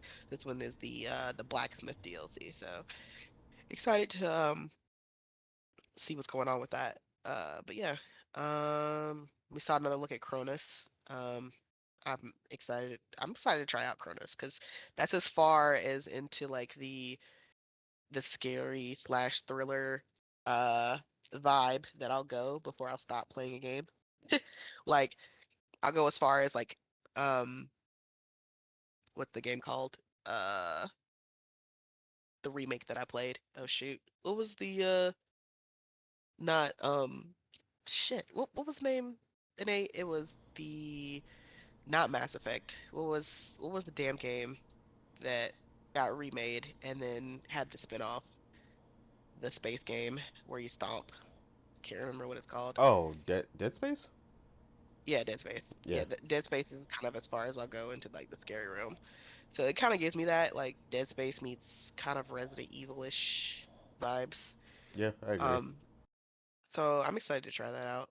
Um, but then yeah, we saw Silent Hill F, and I'm on the same page as Thrifty. Like it looks great, but I will not touch it. I'm sorry. Yeah, No, I'm I'm not good. going nowhere near a Silent Hill game. I'll watch somebody stream it. No, that'll be as close as I get to it. Um, I did like the that indie game, um, the Darkest Files. The Democracy. Kind of yeah, Yeah. yeah, where you try to defend democracy in the what was it, like post-war Germany or something. You prosecute Nazis and stuff like that. You know, Hmm. um, yeah, that looked really good. Um, it's only coming to like Steam and Switch, so I may have to break and get a Switch or something. Um, but yeah, that looked really interesting. You're interested in Uh, Tactic Commando, right? interested in what? Tactic Commando. I think you mix up. No. I think you're mixing up me explaining that Priscilla is interested in that. She said Oh, that gotcha. Priscilla is interested in that in chat. That's what she Yeah, said. no, I'm not. And yeah, the Zero Parades, the reveal from the ZA team, uh the team that made Disco Elysium. It's like I'm excited, but I'm also Hmm. wary just because of how much that development teams has been through the bullshit. Like a lot of the lead writers and the people who made Disco as good as it was left and made their have formed their own studios. So it's like as excited as I am about the possibility of getting another Disco Elysium-ish game, I feel like it's not gonna live up to the hype. And it's not like this is a low bar. Like Disco Elysium is a high bar to live up to. Okay, there's like not really any other game that kind of hits the way Disco does. Like the amount of writing and the versatility of how you can make your character to really to be anything that you want them to be. Um, like the the psychological raft that you go through from beginning to end in this game. It's not like any other game. So if like the key people who were there to essentially make the Disco Elysium what it was have left, I don't know if they're if the writing is going to hit the same. Like are they just trying to essentially get people to come back into this game to like, hey, look, it looks just like this Disco Elysium, buy this game, but then you play it and it just does not hit the same. I'm gonna be so fucking disappointed, I swear. But at the end of the day, I'm just gonna be waiting on reviews because the people who I trust are gonna review it, and they're gonna let me know if it hits like Disco. Like, I can't be mad if it's like not as great, but it's still, I just need that quality to be there, right? Like I said, hitting Disco Elysium is a high ass bar. So even if they don't hit it, that's not gonna make me upset. But if it's just like a complete airball, like it's like, oh yeah, this ain't it, then I'm gonna be very disappointed. Um, but yeah, wishing them the best, even though they kind of screwed over a lot of their developers. But um, So, we shall see. I was gonna say translation. What Morgan wants is Mass Effect 3, not Mass Effect Andromeda. Yeah, essentially, it's just yeah. I'm just kind of looking at it with the side eye. We shall see how good it turns out. But uh, but yeah, the Batman reveal. I'm up there with Weeb. Like, I'm really excited about this. They seem, even as awkward as they were up on the stage, he's the guy who's the head of the studio. He seems really passionate about this Batman game. He was super hype. Um, yeah. I mean, there's a difference between being like, passionate and just like coming off as like you're just doing too damn much. Like, fake. He didn't seem fake about it. He seemed like he really was excited about this game. And that genuine excitement makes me excited. And we've gotten a lot of even after Gamescom was over, we got like a lot of snippets of it. Like they had like a 30-minute gameplay of it and like a breakdown of it. And so I was like, okay, so they're pretty deep into development. Like it says 2026, but it seems like it's going to be like early 2026 because we have like a lot of gameplay footage and things like that from this game, and it looks really good. Um, the amount of different types of when I was watching the 30-minute segment of gameplay breakdown from it, the different Batman suits, like they have a lot of comic references, even like the rainbow Batman suit. And I already know people who don't fucking know Batman are gonna think this is some woke shit, and it's not. Okay, Batman is a thing. And they even had that, and I was just like, oh shit. They had like the different the comic style of his suit and his Batmobile and the different Jim Gordon skins, and it was just like it was a lot of you could tell they put in a lot of love and a lot of research into to different Batman styles and things like that. So it's gonna be really interesting. Like, top it all off with the Arkham combat, and we're finally gonna have an Arkham that's an open world Arkham with NPCs in it, because we really didn't get that with the Arkham Knight. It was essentially Scarecrow had scared everybody to kind of stay inside or evacuate the city or whatever. So we really didn't have a populated Arkham. It was just kind of empty with us driving around with the Batmobile. So now we'll have a populated Arkham for the first time, but it'll be like in a Lego game. Sad, but hey, I'll take it. Um, I am actually a fan of like the Lego series. I really like the Lego Star Wars series. They did a really good job with that. The whole Skywalker saga Lego.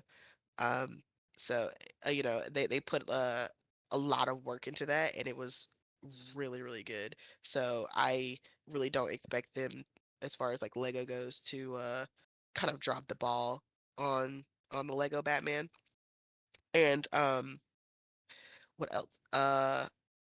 All I know is though, if with all these references to especially like the Arkham games, I swear to God, if I grapple and Man Bat comes out of nowhere and fucking scares the shit out of me, I'm gonna be pissed off, okay? Because I swear, no matter how many times I play that game, Man Bat always pops out and I always forget about his existence and he gets me every fucking time.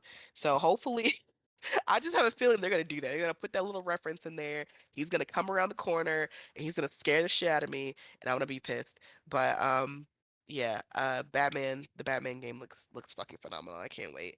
Um, and then we saw a little bit more of Metal Gear Solid. I think I'm gonna wait on that. The performance on that game from what we've seen looks atrocious.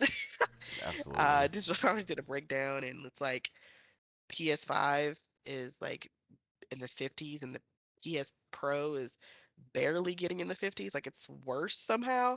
I'm just like, wait, what the fuck? It's just UE5, man, and I don't know. It's that virtuous dev, the dev that did the Oblivion remaster, and when that released, that had a lot of hiccups. Even though people really like the remaster, I hear it's really good. It just had a lot of performance hiccups, and so Yeah. this one seems to have a lot of performance hiccups as well. So, and it's like PSSR is somehow making it worse. So until they fix that, I'm just gonna hold off on getting Metal Gear. I'm just like I'm not getting it just to be upset like at one of my favorite games. Like I'm not gonna do that.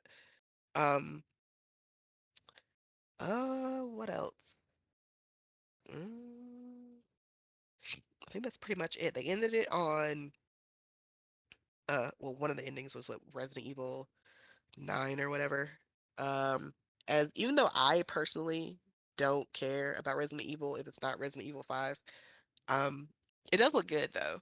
And I do like the wonkiness of the main character, how she's like essentially like realistically frightened, like she's like shaking and stuff as you're trying to like run through the halls and stuff, and she can't, she's kind of stumbling as you try to run away from the creature, because they brought back the whole creature chasing you through the hallway thing, and she was kind of stumbling and screaming and stuff, and I was like, okay, that's much more realistic than Leon being like, yeah, whatever, heroic running through the halls as this giant creature is chasing him.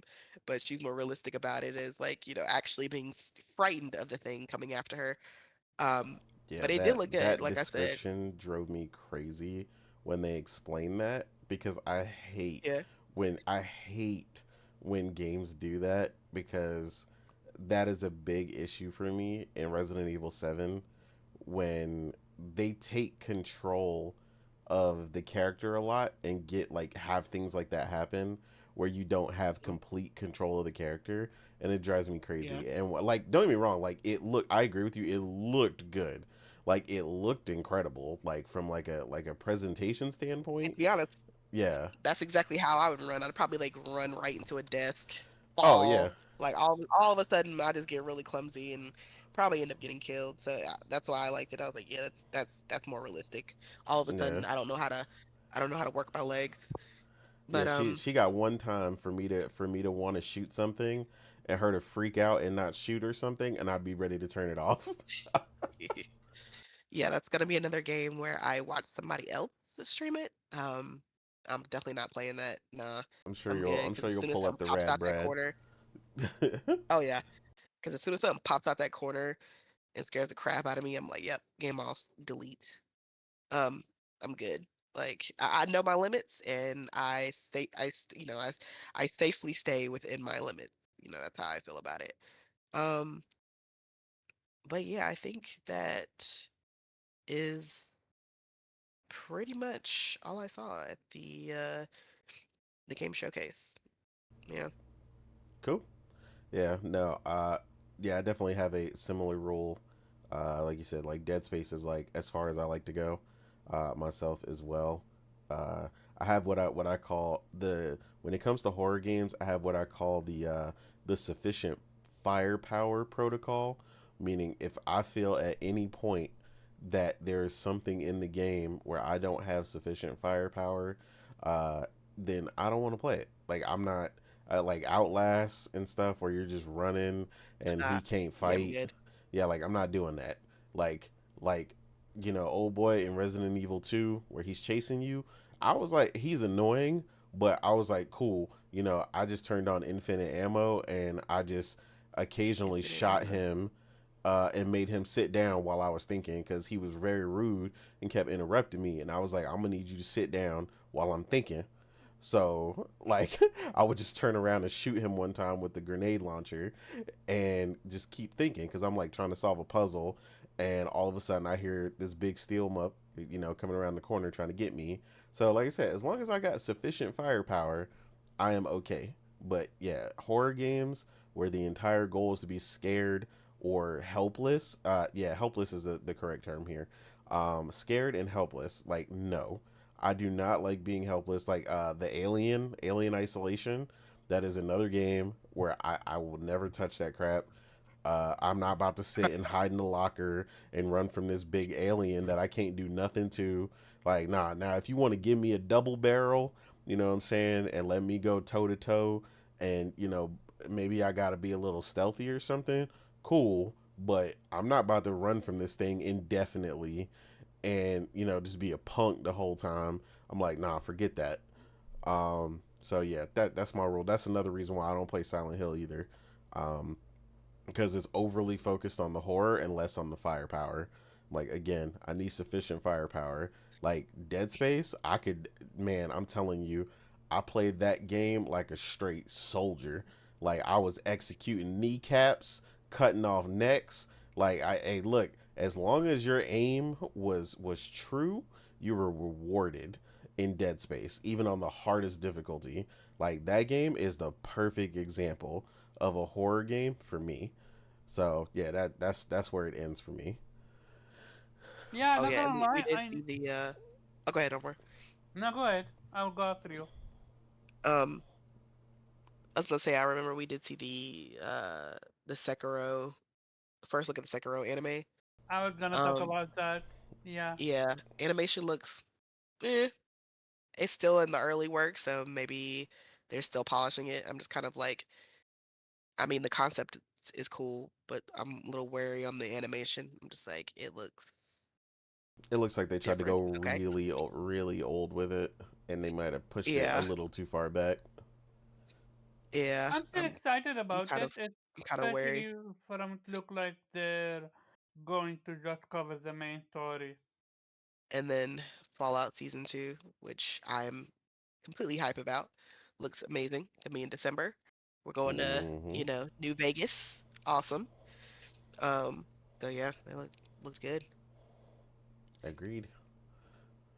Omar, what did you think about ONL, sir, and some of your highlights?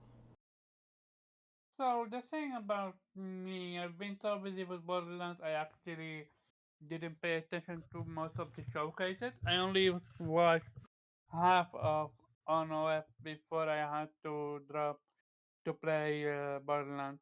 Um, but here is the thing. There are quite a few games that I just saw gameplay while of. Sword of Legend. Uh, we check it out. There is literally a dude with three sword style. Santoryu, Alazoro. I'm not joking. Literally one in his mouth. Yeah, that was part of the It pre-show. Yeah, it's looking phenomenal. I like the concept. I'm all about. I'm not sure if it's solely or not, but either way, I'm excited. Omnisha again. Never played Omnisha, so this is gonna be my first one. I'm excited about that. Phantom Blade. I'm also excited about that. Sekiro anime. Yeah, we just talked about it. I'm stoked to see how um more video game anime are coming out with like first Ghost of Tsushima Legend and now this. So yeah, I'm super excited about that. Batman Lego is truly just depends on when it gets released.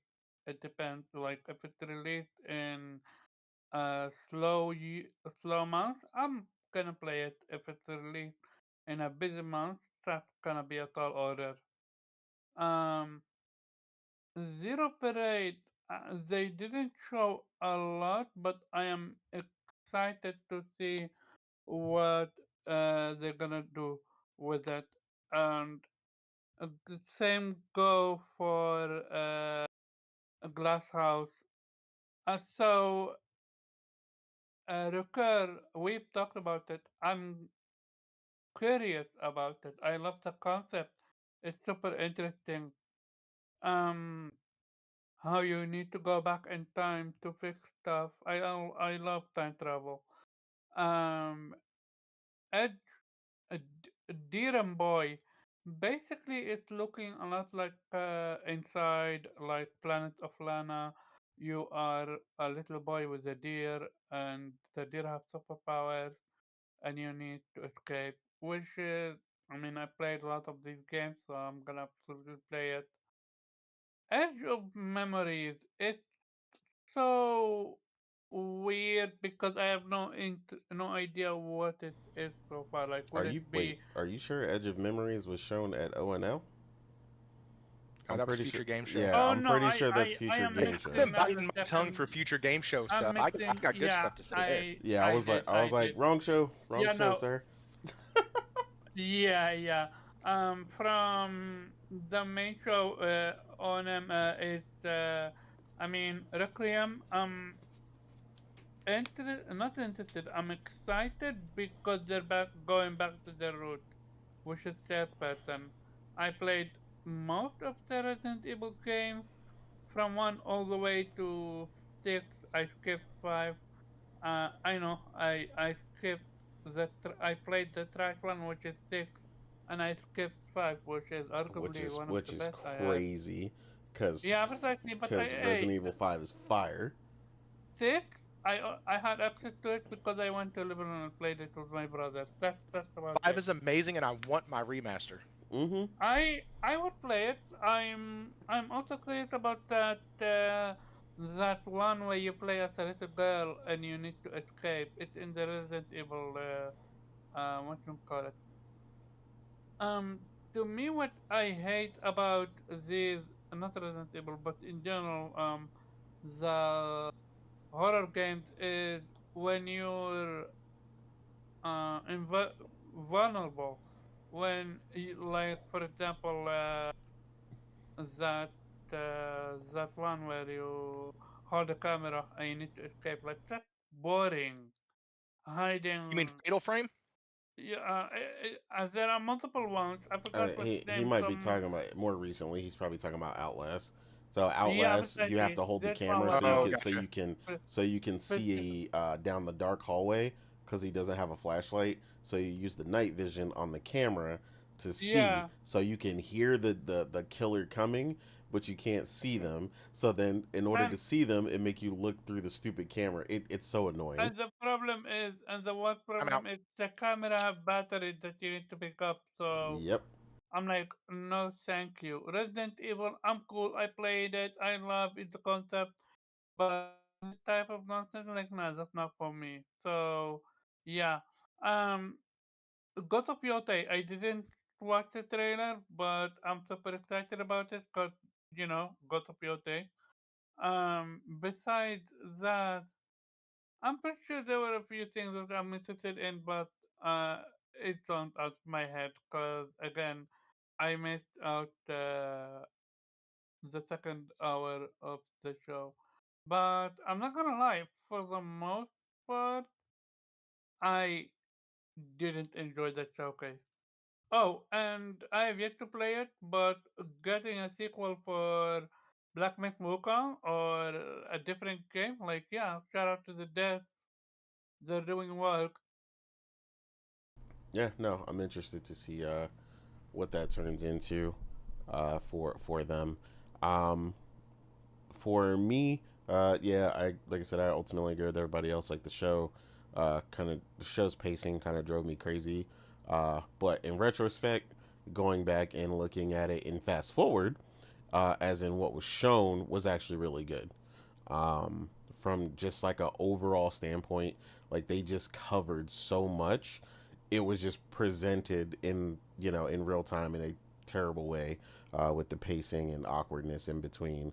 Um, but yeah, a lot of interesting stuff for me. Not necessarily stuff I'm all gonna get day one or anything, but some interesting concepts and some things that looked interesting to me. In the pre-show, the Battlestar Galactica Scattered Hopes actually looked pretty interesting. I like the concept of that. And Battlestar Galactica is some old school sci-fi. So yeah, that was interesting to see. I like what I saw from that. Then they showed Densha Attack, which kind of looked like Jet Set Radio meets driving a train at high speed. I don't know, that it just looked crazy. Like I don't think I've ever seen something more Japanese in my life.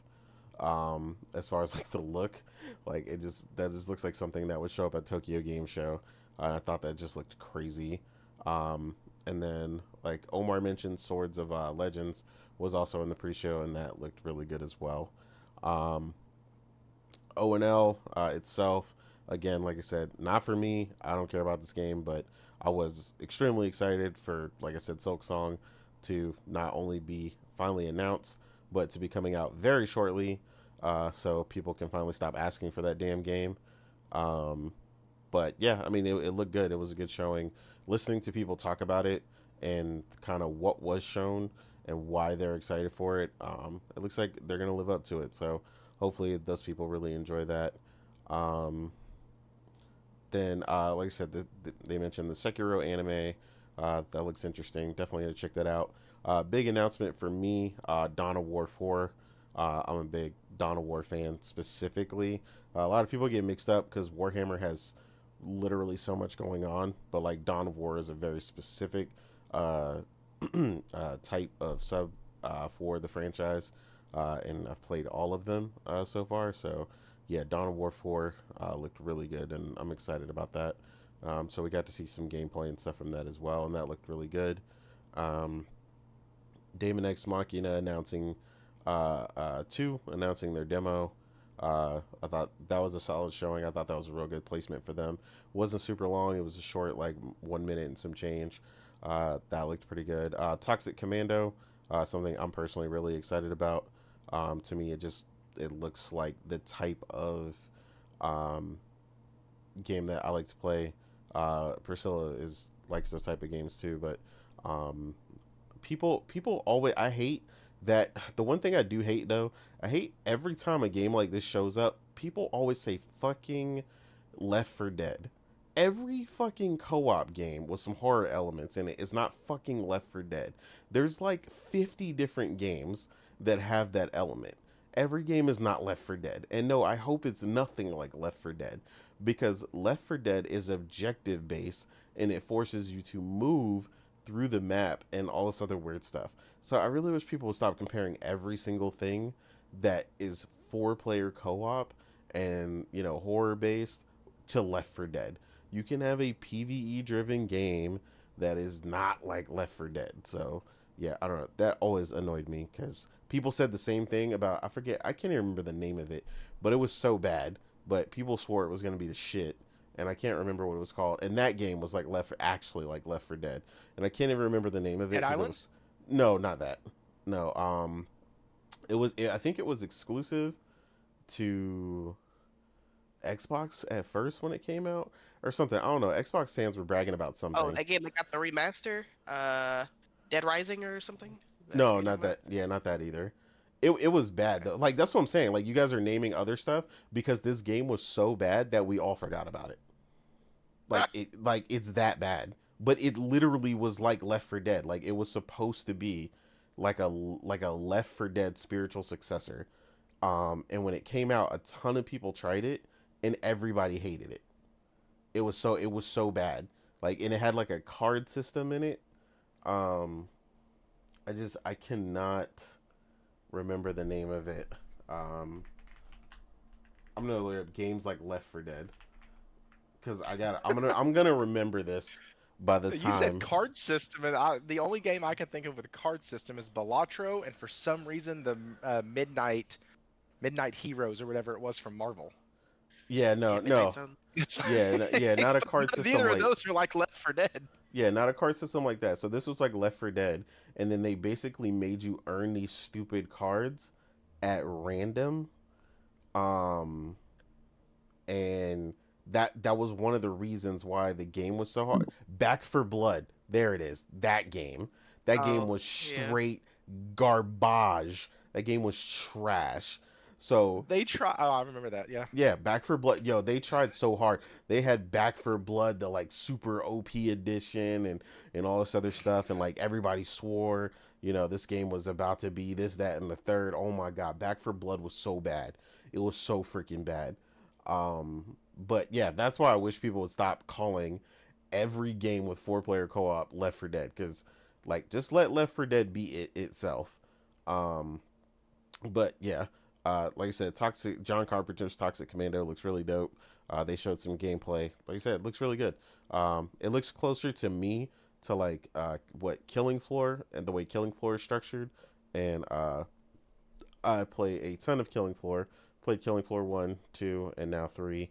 And Priscilla is literally crazy over Killing Floor. She has probably put like 200 hours plus into it already, and it only came out like two weeks ago or something. So yeah, she is the Killing Floor queen. So if that looks as good, plays as good as it looks, that's something I think we'll also put a lot of time into. The new Onimusha trailer, again, everybody mentioned that looked really good. Zero Parade from the Disco Elysium, that looked really good. The Darkest Files, I just really love the description and the way he described that game when they had like the democracy highlight, because I'm gonna be real, I know he was talking about Germany in his his made up world dystopian, authoritarian future, but that man literally was describing America currently. And I Talking about America. yeah, he was definitely talking about America. He was like, because then he had to like, oh, I mean, in the game, in Germany. And I was like, because I know people were definitely applying that currently, because he didn't like specify it, like he was talking about a game at first. And I was like, man, that sounds real realistic right now.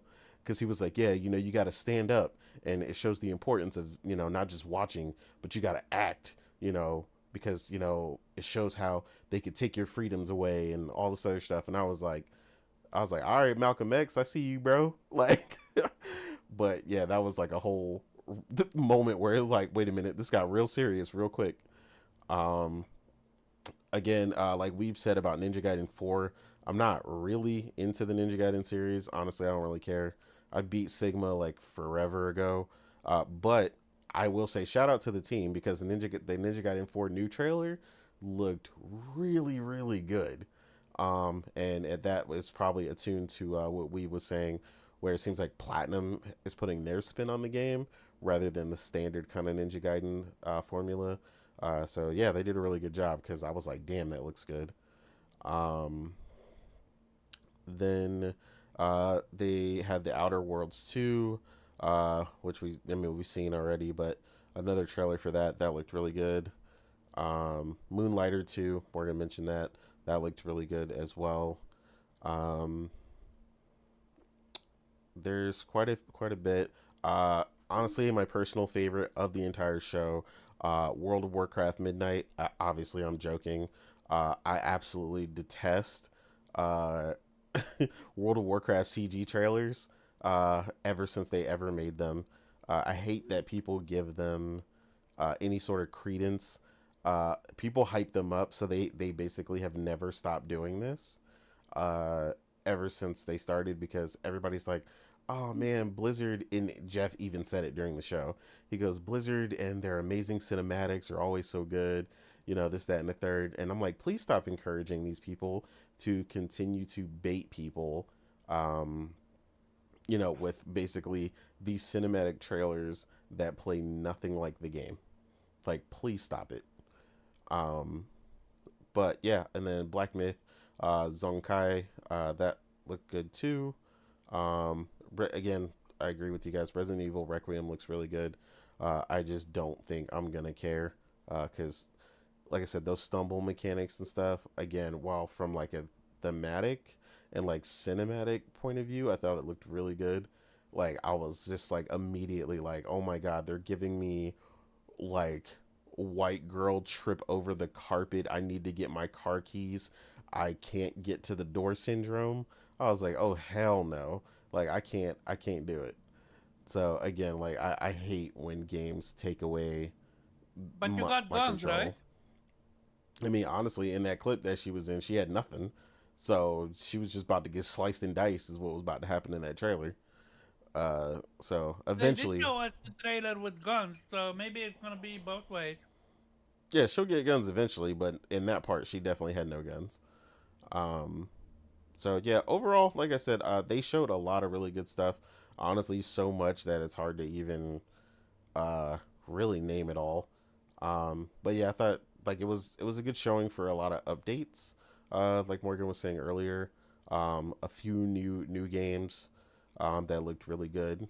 Again, if you fast forward it or you catch it later and you just fast forward through the nonsense and listen to the amazing music of Expedition 33, yeah, it was a great show if you skip all the nonsense, but if you watch it, without moving forward, then yeah, it's annoying. And then I didn't want to skip it, but Chronos: The New Dawn, obviously coming out soon. That did look really good. We've seen it a million times. I thought that the latest trailer did a good job really setting the tone for that game. But yeah, so the one that a lot of you guys seen and liked better, um, that was shown later. For this next segment, we're just going to jump into everything else that was shown. So the Future Games Show, the Xbox Gamescom event live, and any other material that has been shown that you saw, because like some stuff was just shown completely by itself.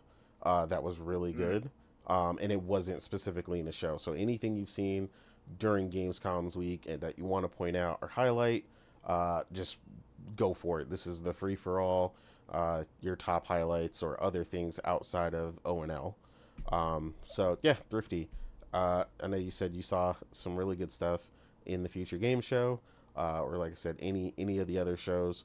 What were some of your highlights that you saw? Well, first things first, I got to shout out you and Wara for convincing me finally through so many like conversations and talks about the different games y'all are playing on PC to actually download Steam and Epic and all of that. So I got all of them on here now because the Future Game Show, I'm gonna have to buy some PC games. There you go. Just gonna have to. Real quick, I have a list. Okay. Hell yeah, go for it. Hell yeah. Real quick, Eversiege: The Untold Ages. That's a PC only title. I really am looking forward to that. It looks great. It's a top-down isometric game. Looks very much in the vein of looks very much in the vein of the old style point and click mixed with some of the World of Warcraft style, where everything's just hotkeyed and everything has a cooldown. Looks really, really good. I love isometric titles. Have for years. God's Death and Reapers. That shit, I've signed up for the beta on that one. I actually really want to play that. Like, I want to play it today, not yesterday. Wild Blue looks super fun. It is indie, cartoony, and you're a fox flying a plane. I have to say nothing more. After that, it's going to be a hell of a fun time. And then we got some heavy hitters. We got Lost Helden. We have Edge of Memories. A couple people have already mentioned Edge of Memories. Those are two JRPGs. Edge of Memories is actually being done by Midgar Studio. Midgar Studio is a studio that was made in direct honor, homage, whatever you want to say, to the Square Enix studio that made Final Fantasy VII. Directly, like as a thank you to them, as a hey, y'all inspired us. They also made the game Edge of Eternities. I bought Edge of Eternities a few years back, played about the first 5 hours, and then another game came out, and I have not gone back to it since. Same. So, really excited about Edge of Memories. It looks good. The graphics are updated. It looks fantastic. And then we have Pragmata that got shown, and Phantom Blade Zero. Oh, real quick before I glaze over it, Lost Helden is another JRPG, and it has music from the same dude that did music for Final Fantasy XII that was in the trailer. I'm there. 100%. That's going to be awesome. And then, like I said, Pragmata and Phantom Blade Zero. Oh, and I meant to comment on Chronos. Even though I hate horror games, zombie type games that don't do a lot of like jump scaring or a lot of like the suspenseful stuff, I can do just fine. That's why like Resident Evil 4, totally fine. I played that back on the GameCube. The Resident Evil 5, also totally fine. Last of Us, no big deal. Games that like don't just rely on the jump scare, totally fine with. So Chronos actually looks pretty good. And so yeah. Oh, and 13Z, it's another PC game. And the demo for that one is actually out already. So Yeah, there's a lot. And then one that I may try, may not, looks interesting, kind of a story, kind of more story driven, is Recur. Uh, it Oh looks yeah, like the one of one those where you move smaller. forward and move backwards and it rewinds. Yeah, Yeah, basically you have time travel mechanic in it, and it's super interesting. Yeah, I know what it you're looks talking about. interesting. That's a great word, Omar. It looks interesting. That's Yeah, I'm in the same light with you on that one. It looks interesting. it looks interesting. But yeah, so Future Game Show was absolutely awesome. It has given me reasons to wish list my first few games on Steam, and it has given me reason to sign up for betas. And the beta right now for God's Death and Reapers is actually full, so I'm really sad. It says if the developer needs to reach out to more people, I will be notified if I'm one of them. So I'm kind of sad about that. But because it's a top-down isometric ARPG. Like that just give it to me. Just mainline those into Oh, my arm and we'll be fine. now I know what you're talking about. It kind of had like a Diablo vibe. Oh, Am I thinking? 1000%. Okay, yeah, I know what you're talking 1000% about now. Diablo. Yes. Yeah, Which, yes, a Diablo game by any other name is still Diablo in my head. And so it's I play those and I just see Diablo. With Victor Vron, it was the same thing. With any of them, Torchlight, Torchlight 2, Torchlight 3, like all of those, they're all just Diablo in my head. Some are more cartoony, some use guns, but they're all Diablo. And so that's honestly all you have to do is either give me a really hot chick with a sword or give me an isometric game that has action combat, and you pretty much can have my money. Like it's I'm an easy person to please here. But no, so yeah, I really enjoyed the Future Game Show. hell yeah. No, that was perfect. That's exactly what we're looking for. Um, yeah, Weeb. Some of your highlights, future game show, Xbox Live, anything else that was shown that wasn't tied to any particular show that you want to highlight from Gamescom. Well, I kind of cheated there and mentioned a lot of things from the future game show, Oh, when you the were going Xbox over it shows. before. Yeah, yeah. Yeah. This is why I was confused because he mentioned Recur, and when I mentioned Recur, nobody said anything. Recur is from Future Game Show. Yes, it is. That's So cool. Just yeah. go ahead and run it down anyway. All right. Yeah, from Xbox Showcase, as I mentioned, Ninja Gaiden 4 looks amazing. Phase End looked amazing. I think also the Onimusha expanded trailer was shown there, more from Keeper, Bloomwalker, um, and yeah, and I think Pragmata as well. Yeah, And Future the Game Show extended had, gameplay for Pragmata did a lot of good. yeah, It looked a lot better. yeah. I mean, Hey, I you're was interested already. now? I'm asking Nate, not you, Weeb. I mean, 'Cause yeah, it looks better, but it did exactly what I told you. Like it showed gameplay mechanics and actual live footage and someone playing the game full sail and not some weird cut off, nonsense. So Yeah, I'm yeah. I'm yeah. Gotcha. Ye have little faith in Nate. We know, we know. Yeah. Omar and me didn't need convincing. We were already on board, right, Oh Omar? yeah, no, we were No, on no. So, board so day one. Omar is confused. Number one, Omar ain't day one on nothing. So that's a running joke that we have on the show. But, uh, but How no, dare you, sir? I've been interested. Yeah, I've been interested, but it it it has creeped up is what it did when they showed more and showed more mechanics. How the little hacking that she did and all the other stuff. They showed a lot more and it like the extended gameplay preview did so much for it. And it's not the only one. Phantom Blade Zero was the same way. Yeah. So that did it for me because I was a bit on the fence. Again, Hmm. I still need to. This is kind of maybe it's a completely different conversation, but um, I think we had this conversation like that people were tweeting about. Hey, why are people complaining about there being too many Souls games? Like you can't play other games. Like, Yeah. yeah, that's not the point. Like we are, it has become so mainstream now that every time we see, an interesting game, yeah, that if you're not into Souls games, you're let down when you find out there's a Souls game, or rather, Exactly. worse yet, some games might actually, you'll let them pass by because they look like Souls games. May not necessarily be the case, but yeah, I mean, this is kind of the problem right now is that developers, if they make a game that potentially could be a Souls game or looks aesthetically like a Souls game, you need to preface, hey, no, it's not a Souls game, because people Mm-hmm. might ignore your game because it in the end it's a niche and it has become more popular, and definitely, Elden Ring was a massive success. But I don't think you can assume that you can replicate the success just by making a Souls game.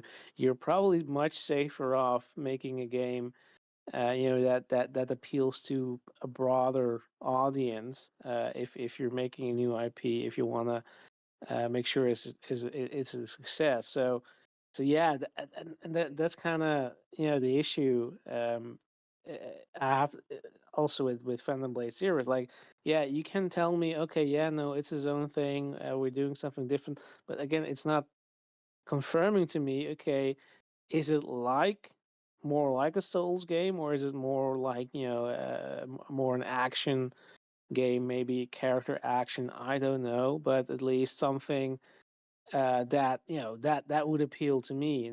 That's kind of the overall problem that I personally have with it. And again, I have nothing against him. If you like him, all power to you. I'm happy for lots of my friends who have who are into Souls games, who get to play more and more of those, and just, or eating good, right?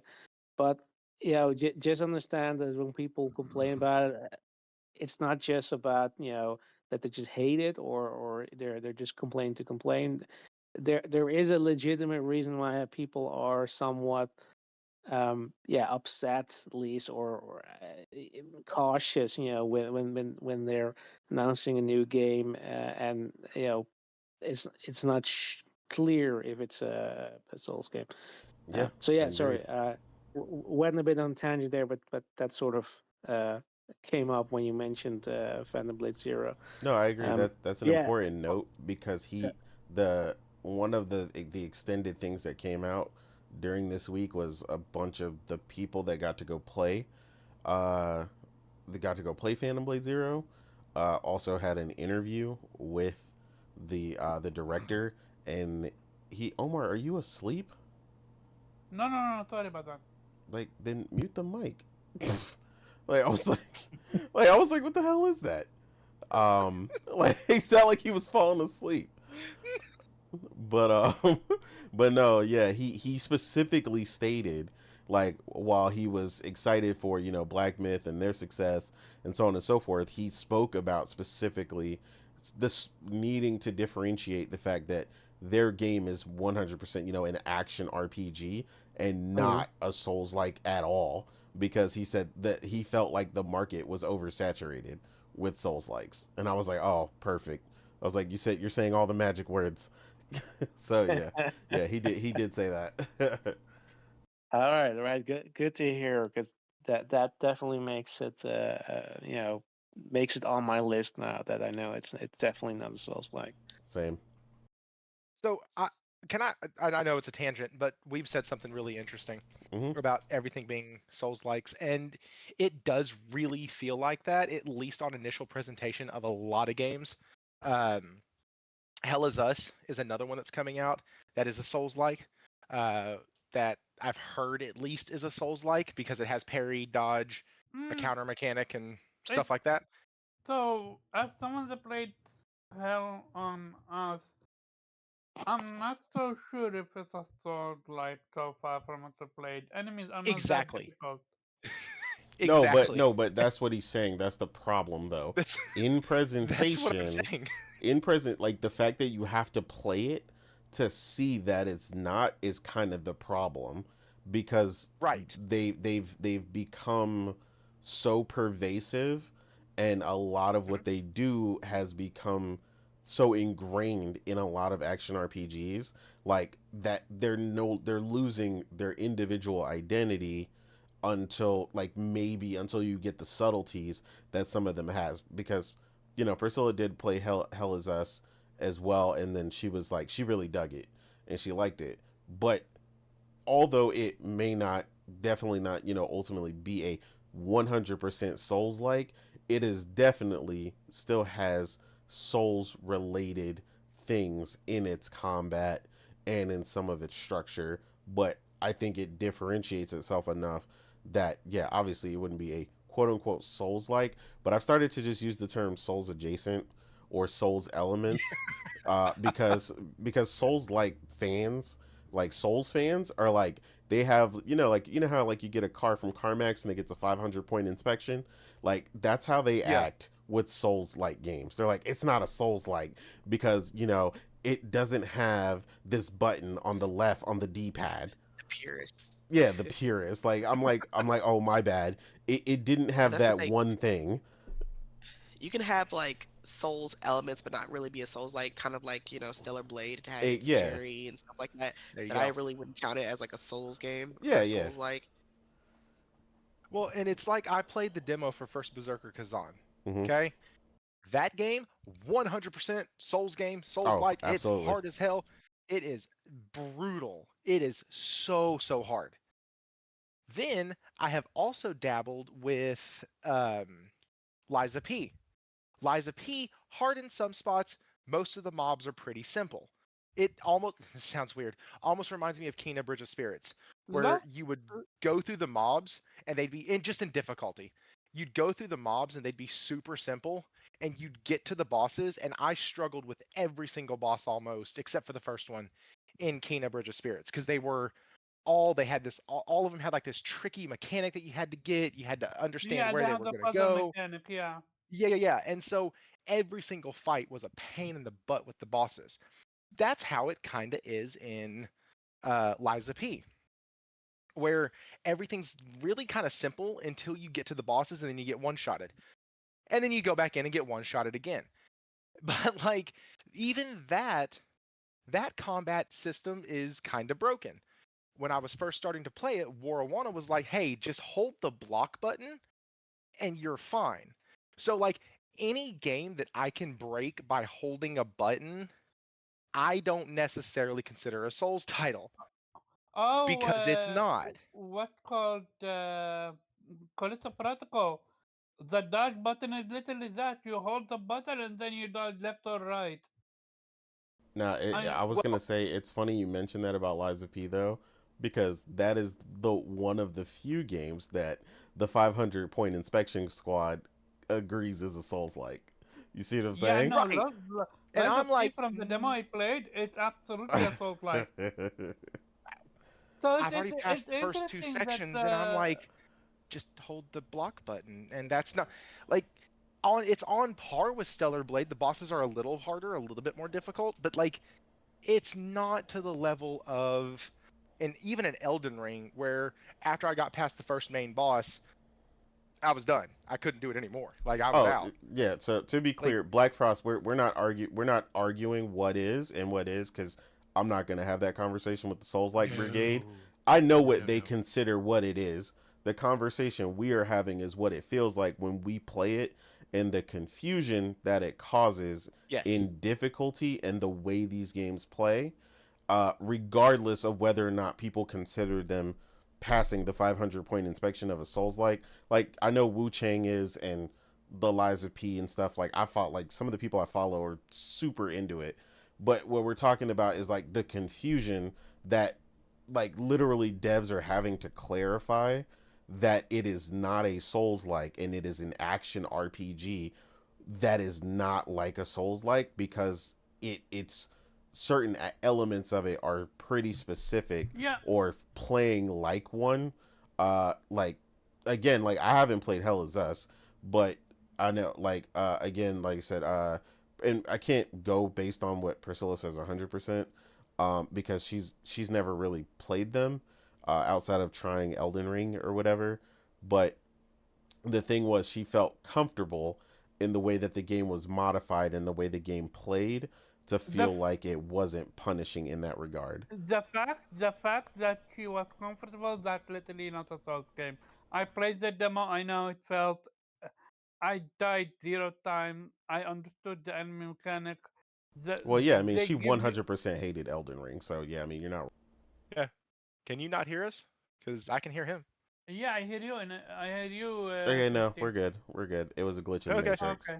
It was a glitch in the Matrix. Yeah, he But was no, talking like about Neo. How Neo he 3 is tried it. 100% a Souls game just from Absolutely. the demo I played, but that game is also fun as hell. Like the Shinobi. Anyways, I've already Like gushed over that game. what you call it? So doesn't mean it's not gonna be fun. It's just gonna be hard. It's just that's about it. Some people enjoy that, other people don't enjoy that. But just because the game is so doesn't mean it's not gonna be fun. Yeah, I mean, Yes, and like, wrapping this back around to the original yeah, point, go ahead. just because it has parrying, dodge, and a counter button. So, in in my review of Mafia, Hmm. the old country, I talked about the knife fighting, Yeah, and I threw a little one-liner in there that I said, "Yeah, guys, there's a block, there's a parry, there's a counter attack button, there's a thrust, there's a lunge, like there's a swipe. It's almost like a Souls-like." And people I came for your just neck. They kept came for your going. neck, didn't they? No, the one guy who I put that in there for thought it was Yeah. a funny joke, Oh, and so okay. it was hilarious. But like, it's that level, and the problem is exactly what Omar just said. People either like them or they hate them. Yeah. There's not many people going, you know what? I heard this game whoops your ass for 10 hours straight. Let me go ahead and just go pick this up for $70. There's not a ton of people do that unless they already like those games. So the problem becomes when gaming media, gaming journalists, gaming outlets, and just people who talk about video games automatically see a game like Eliza P or like a Stellar Blade and go, yeah, it's just a Souls game. That's all it is. You're like, but The it's not. See, the problem Black the Frost prob is primary. The person like I like it because he likes these games, but see he's a more reasonable version of a Soul Sand because he's saying what my thing is that I noticed, right? I like he's saying the difficulty though in Stellar Blade and Wukong can be similar to what you experience in Souls games, despite them they might not pass absolutely. the 500 point inspection, but like yeah, I would argue the game science director in his face for trying to tell me that Black Myth was not a Souls like, because I was like, bro, I have played a number of these over the years, like not just likes but actual Souls games, not just the likes but Dark Souls, Demon Souls, so on. There is nothing in Wukong that does not beat your ass in 2 to 3 hits. I'm just like, Yeah, bro, no. yeah. I mean, I may not drop souls or lose items or whatever when I die, but that game's difficulty is not cake, like Yeah, at all. Stellar Blade, you're not beating it. I'm not you, but in general, if you can't handle Souls game like that, you're not beating Stellar Blade. Stellar Blade final boss is so difficult that it took me a few tries, to understand the game, their pattern and everything in between. Like now, Stellar Blade is absolutely a Souls game, and uh, I challenge anyone to beat. I know you beat it. I know Morgan beat it, but to me, it's like the boss is so difficult that if I would have played the game without knowing what it is, I would say that's a Souls game. Yeah. I would So, Just count from Stellar the Blade as end a Souls boss or game, from to I, be all the honest. bosses? so I personally wouldn't count Stellar Blade as a Souls game. I wouldn't Yeah. either. Yeah, I don't count And it that as a last soul. boss took I me don't two count it days as and a. this four hours. is Yeah, I don't I don't count it even as a remember the boss Souls being that game. this is difficult. what's so phenomenal about this topic. They have found a way to blur the line between what's a Souls game and what's not. Well, To no, the no, point that I you're agree. like, So that's why I said like certain games have what they need to start doing is certain games have Souls elements, right? a lot like games have RPG elements. So Stellar Blade definitely has things from Souls games, right? Like they have the boogeyman bullshit ass mobs that hide around the corner to slice your neck off and all that Oh, other sure. crazy shit. You know, The so parry, the enemies popping back yeah. up again after you beat them type of shit. But Yeah. the difference for me in Stellar Blade, and I said this to Morgan when we were playing it, is that Stellar Blade felt to me Souls games like the thing that I find that Souls players tend to like, at least in my experience, is when a game is unfair, or I feel like a difficulty in the game is kind of unfair. Like to me, Stellar Blade was difficult but fair. Um, Yeah. even when I had to go Nothing back was and play it. DJ, don't play nothing that. was and then when I was playing it, nothing I felt nothing was too difficult. Like you Yeah. could get through Not most. even the Like final I would boss. die a couple times. No, the Yeah, I don't final even boss remember the wasn't. final boss. Yeah, the final boss wasn't an issue for me, but I do remember people complaining Yeah, I don't about even that. remember the damn final boss. I mean, Like the Yeah. final boss I kicked did. my ass. But As far as like difficulty goes, I don't remember. Like it Oh, wasn't maybe that because hard. I played it on hard mode, on hard. That's why. oh well, yeah. It could be. And that's another thing that Souls games don't have difficulty modes. So That's so what. so no, to clarify, none of us in here consider Devil May Cry as Souls anything. That is a character No, action. Devil May That Cry is an is action game, 100%. It is a Is yeah. what you call it? Hack and slash. Yeah, that's a Yeah. An that, action hack and slash. yeah, game. that's Bayonetta. That is a character action game. That's just what it is. Bayonetta is also an action game. Yeah. Like man, Souls game. Souls Thank you, Nate, for remembering. Yeah. Oh yeah, I remember. Souls games are.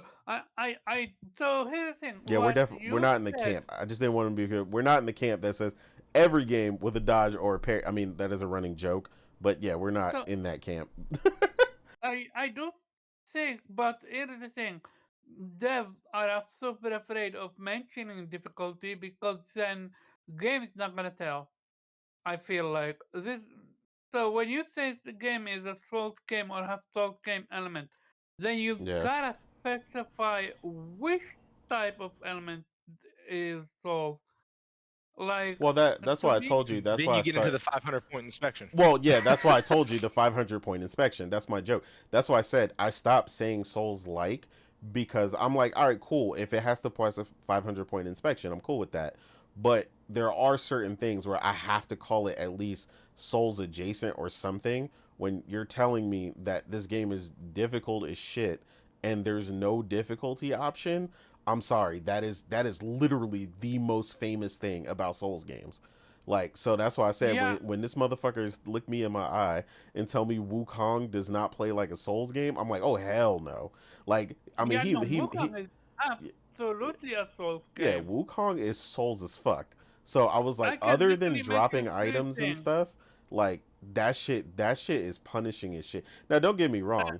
I felt like they gave me a lot of really cool tools to get around certain things and use certain things and make me feel like I can play the game, which is why I still enjoyed the game enough to play it, instead of like actual Souls games. That punishment I don't enjoy personally, but I felt like I always had the tools or some way for me to go around and reasonably, right? Like I didn't feel like I needed to like pray to the moon gods and turn around 3 times and go talk to Sheila, who's behind the moon god and the sword behind the sun and the moon and the world tree, and decipher the text in, you know, the moon god's history, and, you know, learn So it Greek was mythology. streamlined. I get you. Yeah, It was like streamlined. well, not even streamlined, but it was just, it was all doable, and it was still with it. I don't know. It's weird to explain because, like I said, I don't want to take away the difficulty because Wukong is hard as shit. I would never Yeah, rate I if was about someone to told say. me the main thing they dislike about Souls games is the difficulty. I would 100% tell them to stay absolutely the fuck away from Wukong. Yeah, because here's how you know that Wukong is a Souls game. And I've yet to play that, mind you, by the way. 1, enemies can 3-shot you, or 1-shot you, depends on the type of enemy. 2, hitboxes are abysmal. I've seen some of Oh, these that's bosses. that's the other thing I hate about Souls games. The crazy hitboxes where they're like, "Oh, this enemy, to dodge this skill, you have to roll into the enemy." So technically the Yeah. enemy should have hit you, but the hitbox is fucked up. So it's like the blade or the hand is going through the character, but because it's a Souls game, Yes. it's like everybody's like, "Oh no, that's just how Souls games work." And I hate that explanation when people tell me Yeah. that, and I'm like, that doesn't make any sense. The character by actual hitbox should have hit you. They should have hit you, but it doesn't, because that is some janky ass shit from Souls games where people roll into the boss, and even though the animation should hit you, it doesn't, because that's like the weird hitbox. So yeah, that is, oh, that drives me crazy. So I told myself I was going to shut up, but you mentioned hitboxes. Yeah. And because I've kind of derailed the whole thing, and I apologize. Now we're having a conversation. Come on. So the hitboxes in Liza Mhm. P, I was once again talking to Wara because I was like, dude, I don't get it. I know you said to just use the dodge button, but I'm a why guy. I want to know why. I always ask the question why. I used to get beat for it as a child. Like, I asked the question why all the time. So I was like, why do I need to just like do that? There's a dodge button. Why do I have to just hold it? He goes, well, so have you noticed that when you try to dodge, you leave, but you still get hit, and almost like your character gets brought back a little bit? I was like, yeah, it's annoying as shit. He goes, that's because the animation has already started, but your hitbox is still back in front of the enemy, and it's going to catch the end of his sword because Yeah. they're going to hit you, but you're already away. So because the timing's a little off in the hitbox state, and I'm like, what the? Why Yeah. does it sound like I need to know trigonometry to know this bullshit? Like, Yeah. what? No, look, Why? I have a story about that. Look up hitboxes for Dark Souls 1. And what you're gonna see, and I watched a video of it, the game is designed to be so fucking unfair to the players that the hitboxes is literally the entire arena. And they don't tell you that. And Oh hell nah. I'm not I'm not even joking. There is literally a boss fight where you're like, why the fuck am I taking damage? I'm literally away from the lava because the second you stepped in for the second the lava get released, even if you dodge, it's over. The hitbox is over the entire arena. For the people that play Soul game, the infamous bot I'm talking about is Quaylag. Look it up. It's so fucking insane. It's not even funny. My bad, No, Thrifty. no, no, no. You're good. No, but this was like this was a good example, because like we was saying, that like we stress this, right, as people who are, some of us who are not Souls fans, why it's important to relay that your game is not a Souls like to people who are interested that don't like Souls games, because like I said, I'd rather them just be honest with me, right, and tell me straight up whether the game is Souls or not, because like that's going to garner my personal interest, and that will let you attract Souls fans, right? I prefer that honesty. But I do agree there's some weird blurred lines with some of these games, and like I said, it is a tough balance, and I can't quite explain it. um like I said, I felt like I said, I didn't know any other way to explain it, because me and Morgan talked about this when we were playing through Stellar Blade, and I just said the only way I could think of it was saying Stellar Blade felt fair. Like I never felt like, oh, the hitbox is weird or stuff like that. Like if I parried or blocked that, like it was accurate, right? Like the controls were responsive. Like there's a bunch, and there's not getting on anyone who likes Souls game, because like that's their prerogative. Like they can like Souls games all day long, and I don't want them to stop making them either. Like I just want devs to be very clear Yeah. about that when they're making their games. Like that's why I told Weeb when I watched that interview about Phantom Blade Zero, because that was a big concern for me too. I was like, okay, this combat looks really awesome. It looks really cool. It looks real kung fu over the top. Holy shit. Like I really want to play this game. This looks like it. But I'm telling you, in that interview, if this man would have been like, we're Souls inspired, and this is a Souls game, I would have been like, well, ejecto Cedo, cause I'm not playing that shit, and that would But have you been played cool. Wukong, so No, but Because I it's a feeling. yeah, That's it's a But different look, feeling. look. It is. If you knew Wukong was a Souls game, would you have played it? No. I mean, no, yeah, I mean, This the is this is this yeah. is the thing. To me, in my opinion, it's better to try it out. But this is why I think demos Yeah, is but so okay, important. so wait, so I was just gonna say that. there's other things though that certain so it's not, so the reason I say no is because they just would have 100% went with that, right? But I, like I said, I tried it, and like, don't get me wrong, like Wukong still drives me crazy because the only reason I even plan to finish Wukong is because I have access to it on PC. So that's another issue with some of these games is performance. Um, the responsiveness of Wukong. I need the responsiveness of playing at a high FPS on my PC in order to make Wukong feel closer to the way I felt playing Stellar Blade on my PS5 Pro. So that's another thing with these is like the responsiveness of some of these games is that's a big reason, right? Like and don't remember, I played some of them. Like I tried Liza P, like regardless of knowing it was a Souls, like, so that's not to say that I won't, right? I will, the games I will 100% stay away from is FromSoft games. Like I don't like I FromSoft don't at blame you. all. Like I don't, yeah, I don't like as far as like when they do Souls games. Thing Obviously is the originators. yeah, they're Exactly, originators. Like, it's yeah, one their design. style of Souls games I don't like. They're overly slow, overly punishing. Like there's a specific way they make their games that I hate. That's why I gave Liza P a chance, but I mean I cut Liza P off in like 20 minutes. Like I gave it like 20 minutes, but Liza P is like a whole. There's a bunch of reasons why I don't like Liza P, but I still gave it a chance. I don't like the aesthetic of Liza P at all. Um, but yeah, Oh, that that's a hurts. yeah. I mean I hate it. Like this is God, like I a love it. yeah, this is no, but I mean, and that's fine, right? That's the cool thing about the The difference, right? aesthetic is what's kept me. The London Carnival, I fucking love it. It's so great. Yeah, That's- 'cause that's what I it looks like. hate the this. I don't really know like Or the that. gothic. It's gothic meets circus. Yeah, but like it's almost like it bothers you. It's like a time period piece. Like Yeah.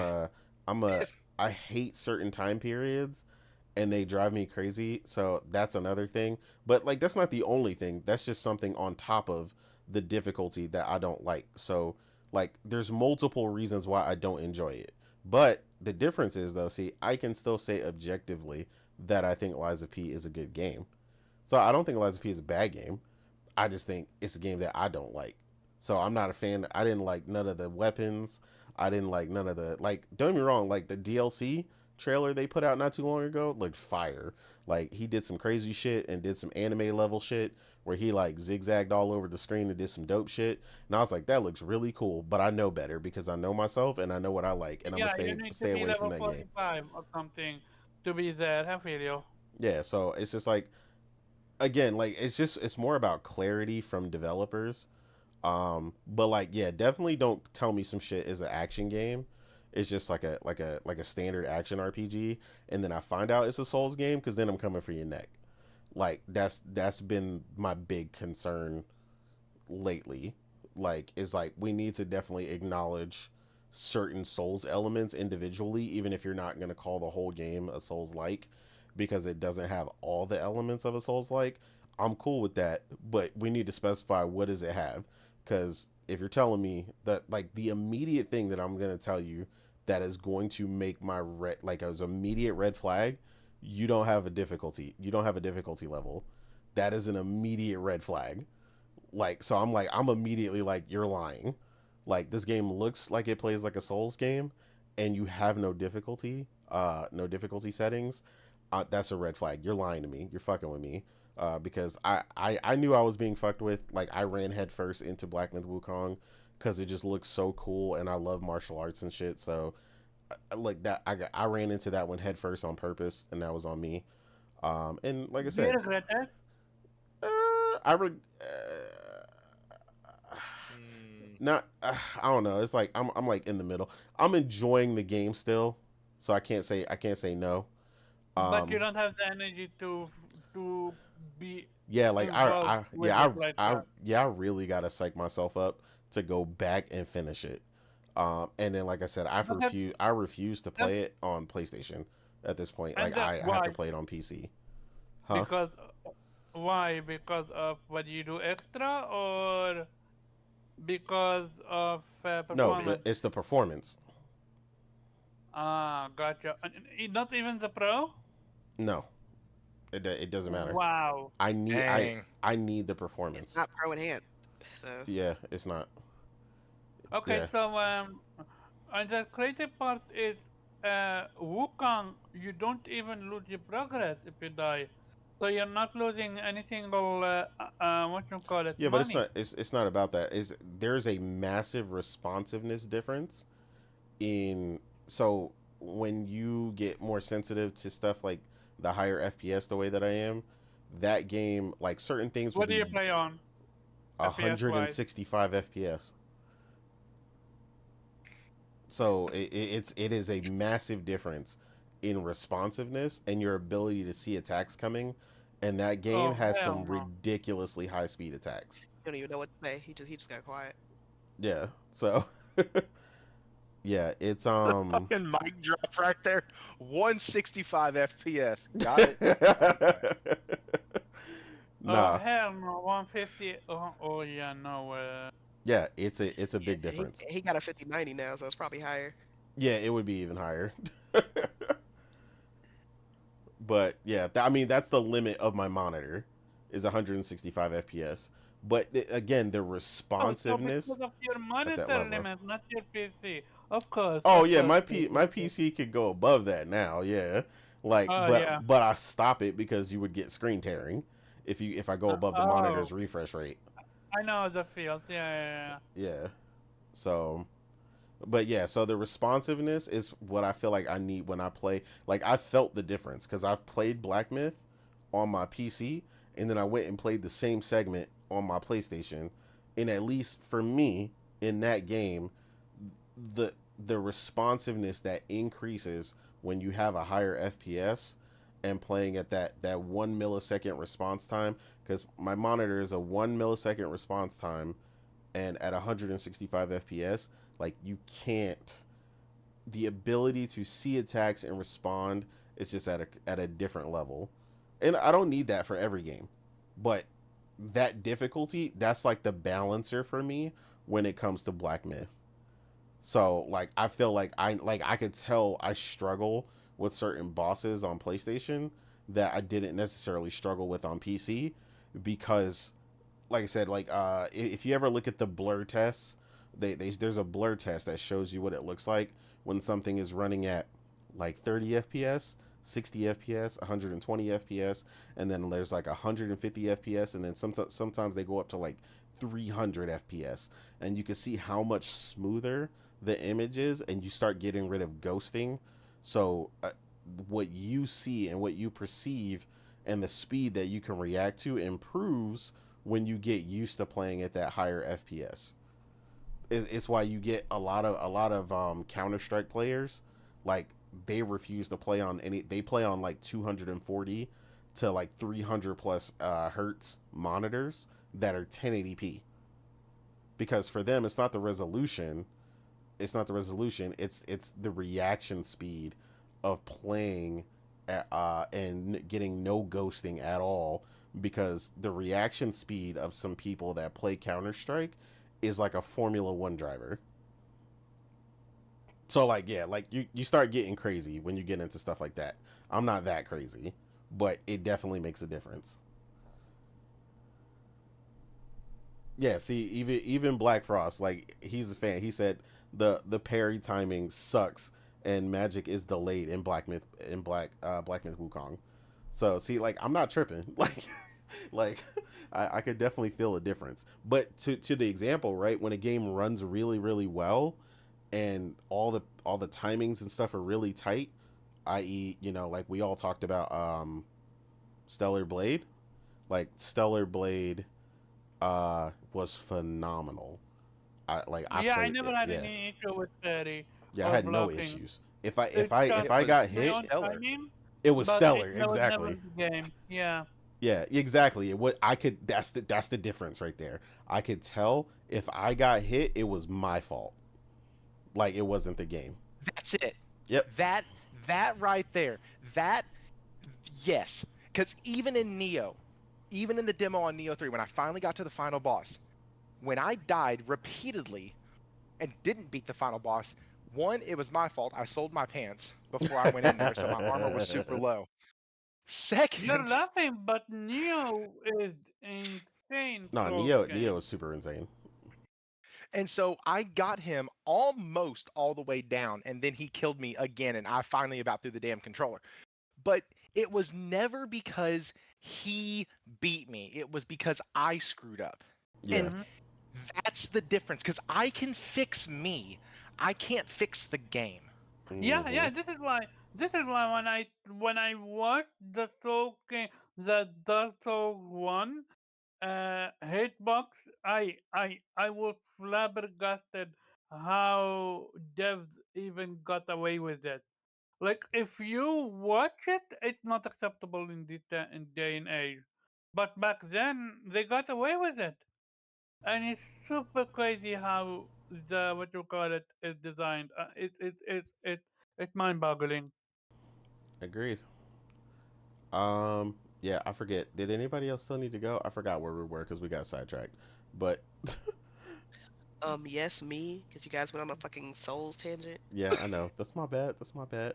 All right, Yeah, you're bad. Morgan. Okay. Morgan, thank you for Mm. helping me. But Yeah, yes, yeah. Whatever. FGS and other highlights from any of the shows or anything else that was shown during Gamescom's week. What were some of your highlights? All right. So coming back from that little 30-minute Souls tangent, uh, uh, they showed a little bit more of Windstorm. It's like Yeah, a indie game where you play as like a courier in like Mongolia or something, and you Yeah, have this was the one that to we highlighted. yeah, and you got to essentially deliver packages. We're already vets at delivering packages, so why not Right. upgrade to like a courier with a horse? So it looks pretty interesting. And then they showed a little bit more of Little Nightmares 3. I mean, I really don't need to see any more of it because we've Yeah, I seen like don't. the Yeah. gameplay of it. At this point, I really don't want to see any more. yeah, like But that day one. it always shut up, Omar. um, and then they showed a little bit more of Recur. That looks good. Uh, I do like the reversing time aspects of it. Looks interesting. Um, and like we said, we saw more of Blood of the Dawn Walker. Of course, that one looks like it's gonna be good. I mean, obviously comes from ex CDPR dev, so I'm expecting a great RPG. So Yeah, same. yeah. Um, and then we saw. I don't think this was at the Future Games show, but I think this was just in general. Hmm. Uh, oh God, what? I mean, I'm blanking on the name now. Crap. It's the one that we've been looking forward to, the Xbox exclusive. Rick, Wait, an Um, Xbox exclusive? yes. That's Oh. Fate's End. Uh, Retray? No, eh? Or they Oh, just show like. replaced. Replaced. Yeah. Yeah. It Oh, it showed a is little bit Retray. more of Okay. replaced. Um, we saw some gameplay of it, and you know, it's one of those games where I'm just like, damn, are y'all ever coming out? Like, I Yeah. swear we get like a different trailer for them every year with absolutely no kind of release date or release schedule. And it's always next year, next year, next year. Like 2024, it was next year, it was gonna be next year. And 2025 here, 2025, oh well, it's next year.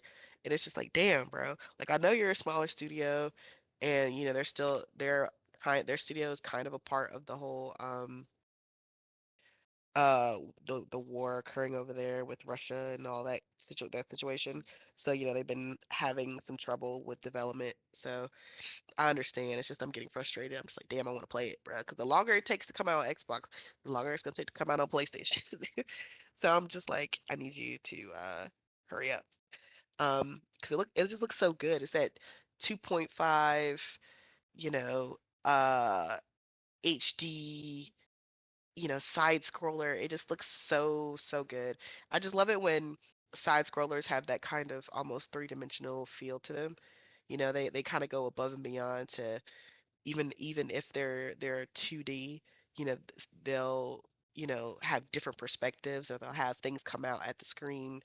Um, and it's just there's just so much going on in the environment in Replaced. You play as apparently an AI that's taken over a body, and your job is to essentially secure um, human humans for this corporation that takes their organs essentially, and you have to find humans who are viable suitors for the organs that you're looking for, It and sounds they told that insane.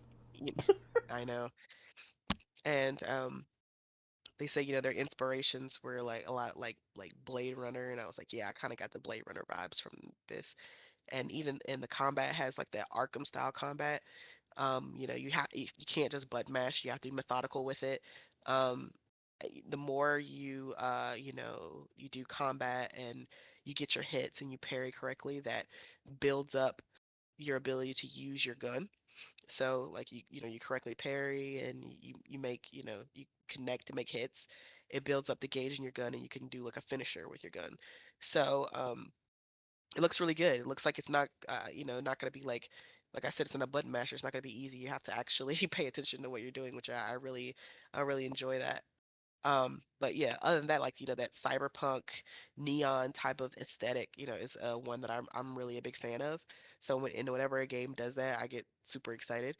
Um, but yeah, I love like indie games like this, these type of like I said, these 2.5 side-scrolling indies that kind of just take it a little step further. So if like you're interested in something like that, again, it's called Replace, and it's gonna be exclusive to Xbox and PC at first, and they're gonna release it to other platforms. Who knows when?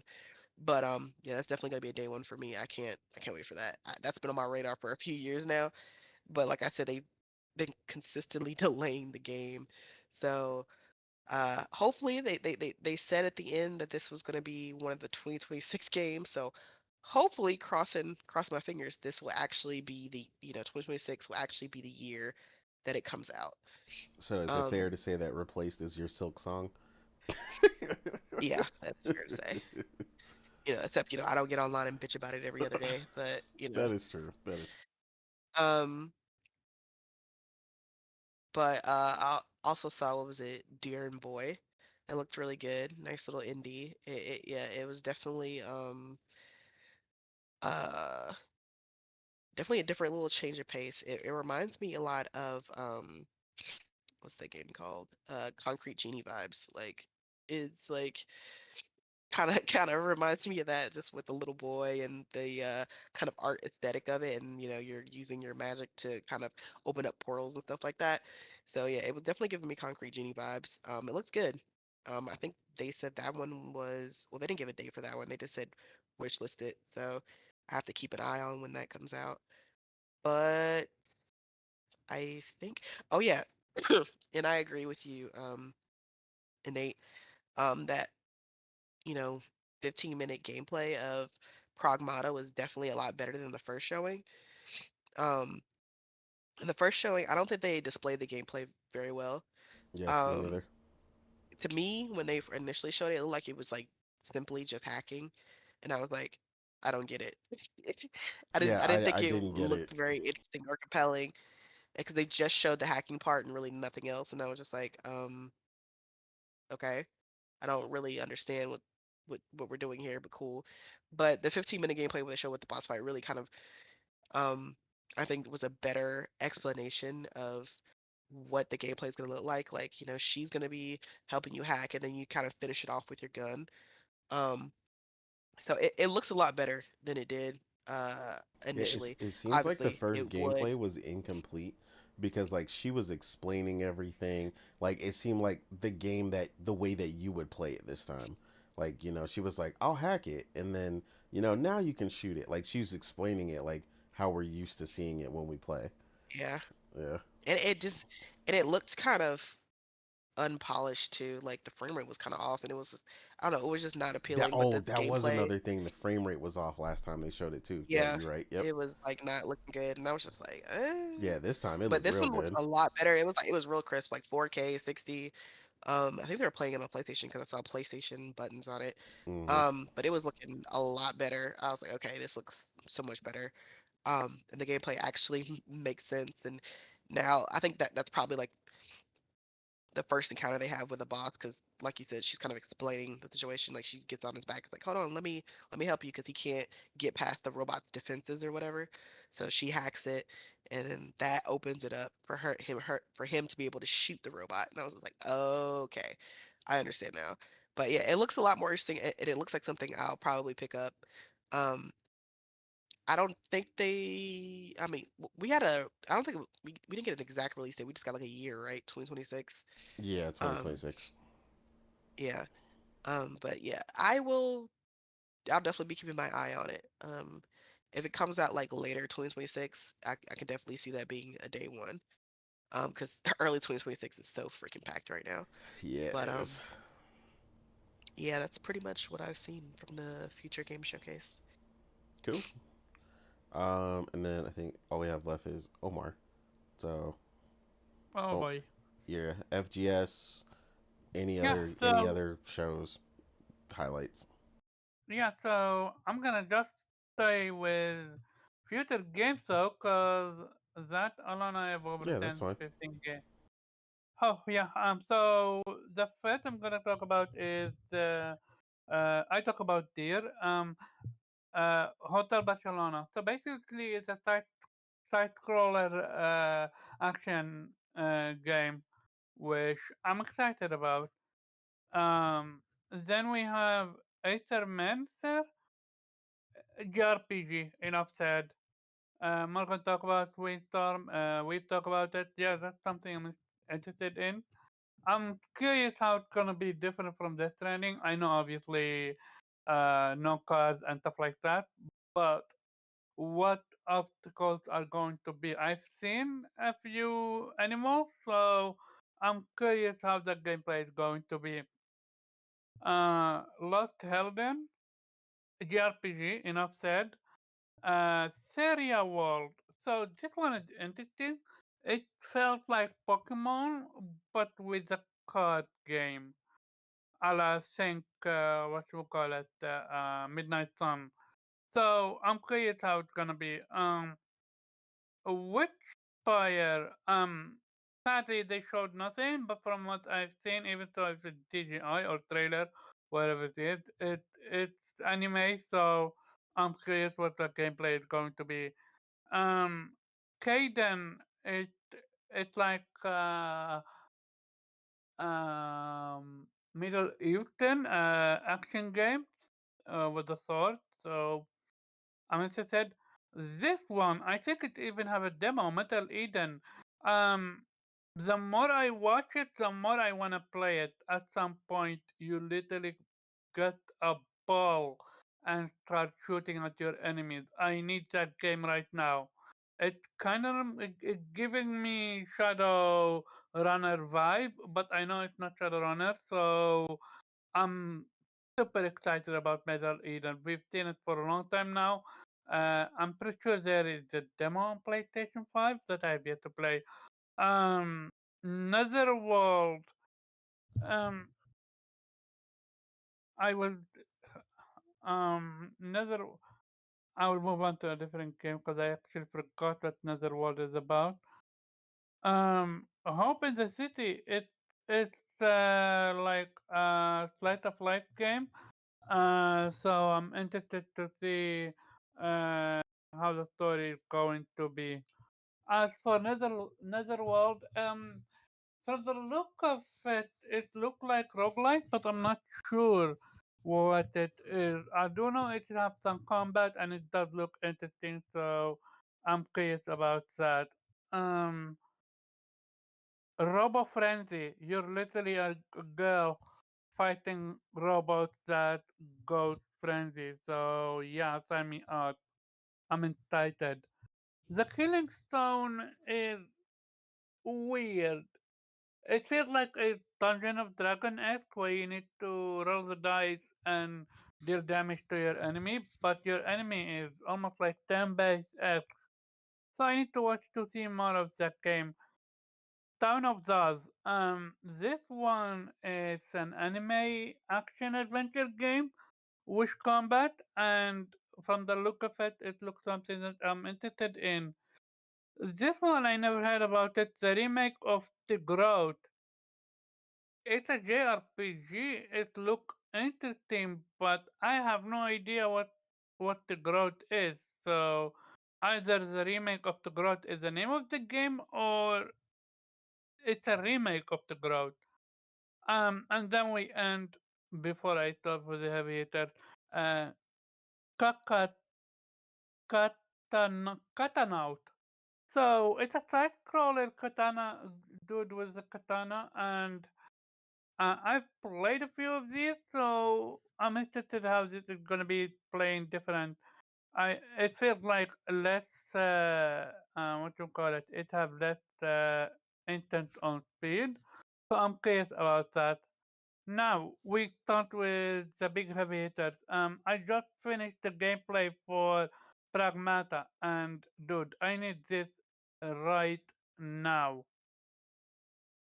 I I actually I remember that you need to do hacking, but I actually forgot that your hacking is literally mid gameplay.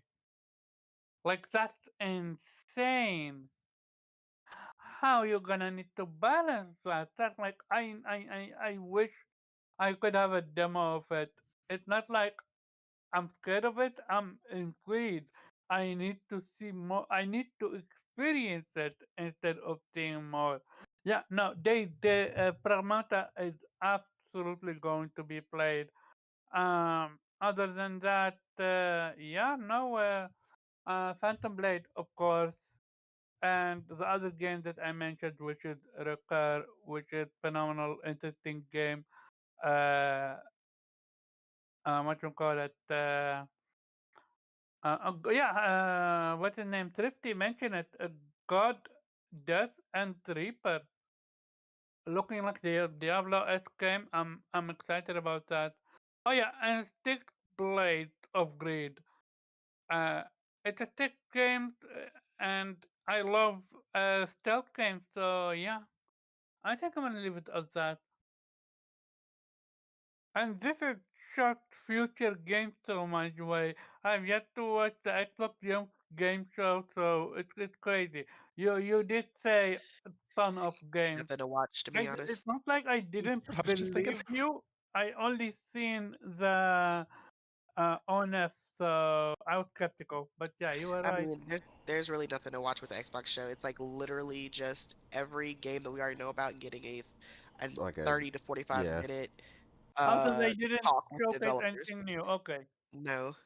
yeah. good to know. It wasn't that crazy.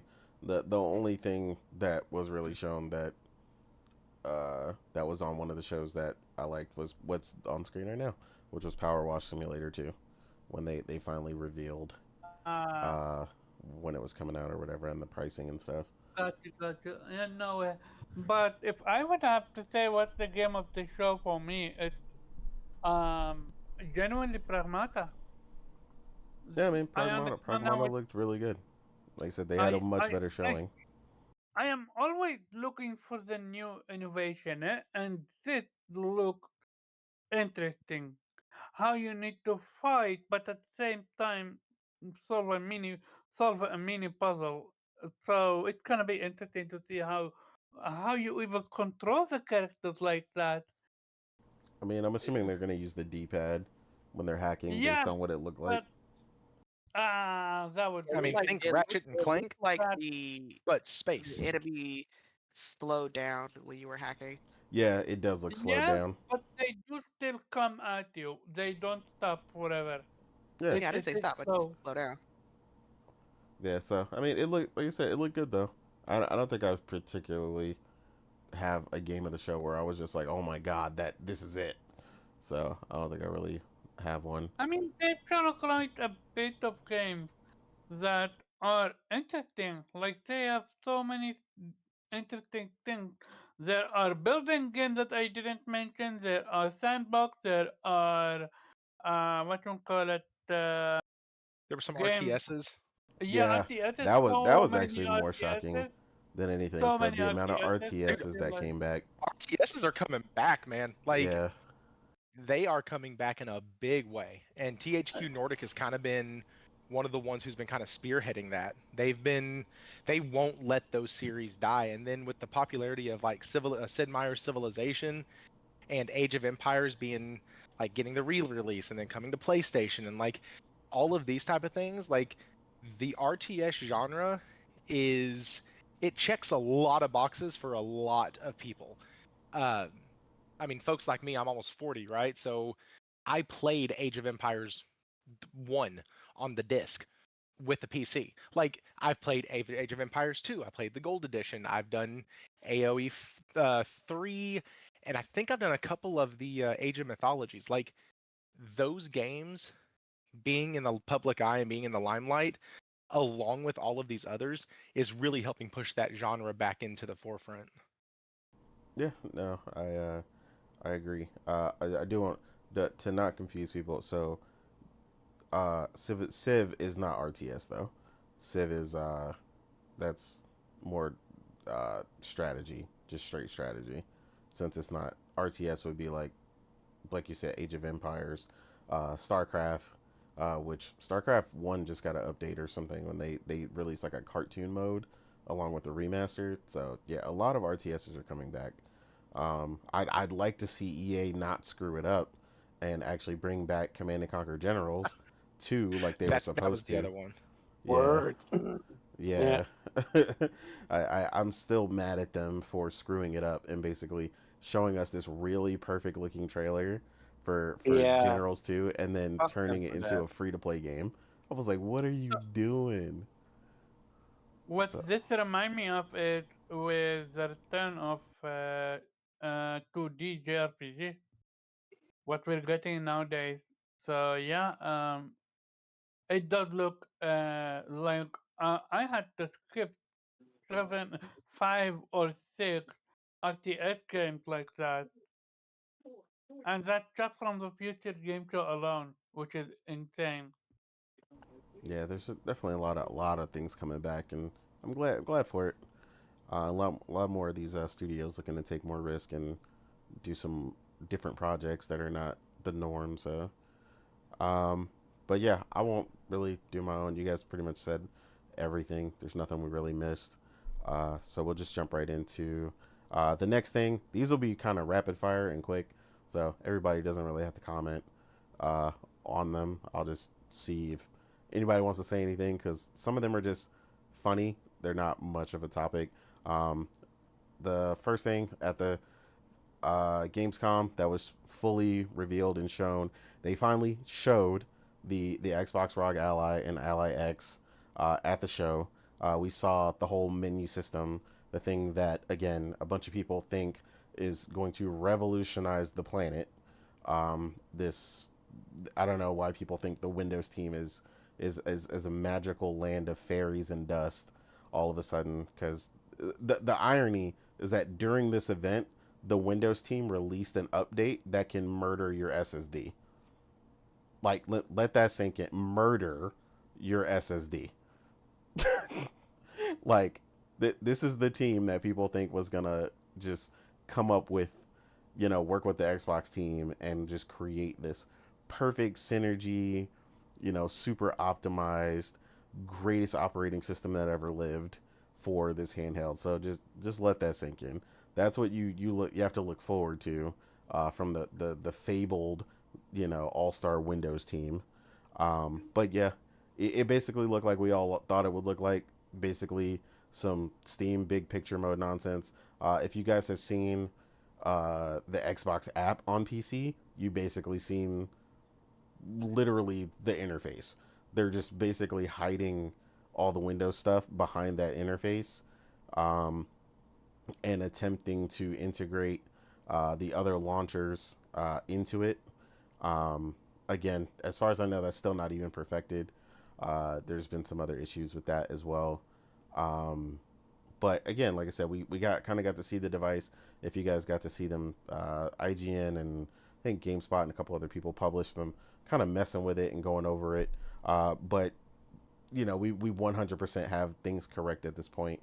So for the longest they were saying, Xbox guys were trying to say like, oh, it's going to play your Xbox games, it's going to be fully back compat, this, that, and the third. And lo and behold, just like we said, number one, the price was going to be expensive. They were trying to say, like, you had Destin at the time talking about $299, a $299 or $349 handheld, and we all knew that was a joke. And then it doesn't play your Xbox games, just like we told them. It has to be a Play Anywhere title that has a PC version, because you are playing PC games because it is a PC handheld. So a lot of clarity right there, a lot of I told you so in this whole reveal. And like I said, that them being $549 and $900 respectively is crazy. I have no interest in this stuff. I don't know. Did you guys have any comment in regards to this? It's just kind of funny, but more than anything, we don't have to go individually. Just if anybody has something they wanted to add to it. Nope. Terrible. Right? Nope. I just thought the replies were funny. The replies are funny. Yeah. You would spend that on a PS6? The fuck I won't. Right. Like, oh yeah, I've seen a lot of that. You would spend that on a PlayStation 6. Yeah, that was crazy talk. I was like, I mean, number one, that's a PlayStation 6, and I'm not spending $900 on it either. So right. I mean, we knew what's up and what's gonna cut, right? Like the people that. Well, we tried to tell them, but they didn't want to listen. They thought Microsoft and all their infinite war chest was going to eat the cost of this expensive ass hardware. This is literally $600. Exactly. This is literally tired of doing it work where people think that the companies are gonna eat the cost. It's like no, it's the people, you dummies. Yeah, and I mean, But these well said. These were like these were like, to keep in mind, before tariffs were even a thing, the Ally X that was on the market was already over $900. So why would they even imagine it's gonna be 300? Like, exactly. Yo, people are wild. Mind you, they haven't even officially announced the price yet because they said they're still checking variables for the economy, and I was just like, oh god. So all that means is it's just potentially going to be more expensive. It might be even worse. So yeah, it's gonna be insane. Yeah, this good lord. But yeah, shout out to anybody who wants a really expensive variant of an Asus ROG Ally, I guess. Good luck with that. Yeah, so that's the whole thing. Xbox, what you call it? Can it run Xbox games? I'm not talking PC, just Xbox. No, that's what I said. That was the joke. It doesn't run Xbox games. It runs PC games. You can stream Xbox games, you just can't run them natively. Yeah, you can't run them natively, which is what they thought they were going to be able to do. It was going to be able to run your digital library, and it cannot do that. But you got to keep in mind, not all games that are in your digital library are streamable either. So even though it can stream Xbox games, you're still not going to have access to your whole library because a lot of them are not streamable. I mean, if you use remote play, you can, but that's just that's what you want to do. Exactly. So now, I say to them, as they like to, get on us about, oh, but you got to get the PlayStation 5 to get to use remote play. And I'm like, yeah, you got to get a $700 Xbox to use remote play at this point. But Yeah. It's a whole thing, but yeah, I thought that was hilarious. So we'll see what the final pricing is with this, but yeah, like I said, regardless, I knew the X variant was going to be expensive, and it's going to be wild. But yeah, all the people that got flued out, they don't care because I'm sure they'll all be happily accept free ones when they come in the mail for all that free fan service they be given. Um, but yeah, we'll jump right into the next topic. The one, I don't know, that's got everybody crapping in their cornflakes from Toronto to Tokyo. Uh, PlayStation 5 price hike, $50. So PlayStation uh, is finally raising the prices. They ran through the stock that they had for a time. Um, They did say 3 months only, 3 months. So yeah, 3 months they did. passed. Yeah, so they ran out of the 3 month stock, and they're creating a $50 price increase. A ton of people did the smart thing that could and went out and ran and bought whatever they wanted, whether it was the Pro or PS5 Slim or whatever. Um, I heard Forte speak about it on DPS podcast that a bunch of their stores got flooded with people either trading in their PS5 consoles to hurry up and get a PS5 Pro, or just coming in to just outright buy a PS5 Pro or the Slim. So a lot of people, hey, if you come tomorrow, the price is going to be up. Scared a lot of people. Um, Ultimately, I mean, obviously, the economy, no one is immune to the economy. Like we said, they did say they had a certain amount of supply and they ran through it. So they had to make some adjustments. To me, honestly, I still think they did a good job minimizing it. They didn't do the $100 price increase that Xbox did, which I think was also really smart. So to me, the $50 isn't insane. Like, I mean, if you were already looking to get one in the next couple months, a $50 price increase should not like make or break your decision to purchase one. I felt like that was Yeah. reasonable. It, by the way, it's still crazy how if you compare the prices between Xbox and PlayStation, PlayStation is still far better when it comes to what you're getting for your buck. Oh yeah, absolutely. Yeah, so yeah, I mean, again, not surprising at all. Morgan, what'd you think about this? Are you freaking out? Are you like, oh my god, I knew it? Like, I don't know. Like, it's just funny the reactions to this No, I mean, it's kind of sad that we're in a time where consoles are going up in price. Like, 'cause by rather than now, coming down. yeah, by now, the PS4 was like what 200 or something when it Yeah, launched at like yeah, 400. yeah. It was pretty low by now. Like, it's just sad that we're not in a position where these consoles are, half off what they should be because, we're getting towards the tail end of the generation, so these consoles should be waning in price, but they're just getting higher. Shout out to our I mean, world leaders for we that. I was like, yeah, we know why. Uh, you know, certain leaders put that into play, unfortunately, even though other people don't want to admit that that's the reason, but it is what it is. Um, yeah, all we gotta do is just kind of hope these tariffs don't last that long, but we'll see. Yeah, I agree. Uh, Thrifty, are you shocked, amazed? Are you distraught? Are you dying inside? I own a PS5 Pro. I could give a shit what they charge for a new one. Like, that's I'm that's just all being facts. honest, man. I've been watching folks who own 3 to 7 of these bastards bitching and complaining, Yeah. and I'm like, dude, I get it. It does suck. I agree with Morgan. I want the old model where the PS4 after the Pro came out, the PS4 was $299 and the Pro was $400. Like, that's what I want. I want that. I want that level of continuity where I can look and go, you know what? I've got the Pro.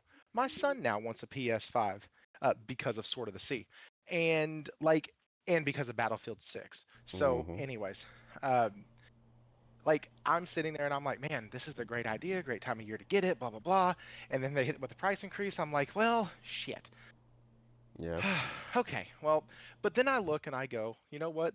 Price of everything is rising. Yes, it is. And yes, they posted record profits. I get it. They posted record revenue. I get it. But also they do that for a reason, because they know when to raise the price. Like, and yes, that's a problem, and yes, that's on the corporate side of it. But like, I already Don't have have, one. So but what like, I can you don't. do about that? Right, it sucks. But what I'm. So that's what we were talking about with some of y'all, or with the Nate. I think you were in it the other day when we were talking about this. It was like, what are you gonna do? Are you gonna give up and like get rid of all your subscriptions? Are you gonna because we were talking Oh about something where yeah, they're just gonna increase the price of it, and people are still gonna pay it, or they're gonna yeah. tie it to a subscription. People are gonna pay it, and like, it's literally because we have become so accustomed to these creature comforts and to the things that we want to improve the way our life feels, that we will literally pay whatever they ask until it reaches a certain point. And right now in gaming, we're not there. $80 games, that's not the breaking point. $700 consoles, that's not the breaking point. What do you think is the $3,000. breaking point? So I don't know if the PC guys are still okay with buying $3,000 GPUs the month they come out. Like, I don't know where the But breaking point these is. are Like, these are PC guys. well, Console that's what I mean. gamers are Like, lying like so that. I don't know how far the console guys would go. I know that for me, and it was a Nate, because I mentioned this to a Nate the other day about the price of it, because I was like, I'm not, in response to that tweet that he put out, or that he showed. I was like, Mm-hmm. I'm not paying that much. If the PS6 comes out and that dude's $900 or $1,000, Yeah, I'm not. they can keep it. I have a Pro that's going to carry me at least 2 years into the next generation. I, I, that's my breaking point, because I'm not paying that much for a damn console, especially when I have one that plays games that look this good, unless they're made in Unreal 5, but that's neither here nor there. But Yeah. like, I have a thing that runs it so well. I I'm to the point now where if you're gonna try to charge that much for a console, it better do some hellacious shit. And like, I'm talking 120, 1440, like path tracing. I want it all. Like, if you're gonna But do you that to see me, what you're talking about anyways. is you're already you see how it's gradually happening, right? And this is the danger I've explained to people. How you're not a full PC person, right? Not even close, right? But you've at Mm-mm. least you got Steam, you got Epic, you're gonna get the free games. Your PC can play some games, and Yeah. if they push the new console too close to something like $1,000, then you're gonna look over here and be like, so Nate, how much? What should I do to upgrade my PC? And I'm gonna keep my PS5 Pro, and I'm gonna keep it pushing. You know what I'm saying? Because that's the danger that they could run into when you eventually burst that Mm. cost bubble, right? Like, because ultimately the consoles are supposed to be affordable, right?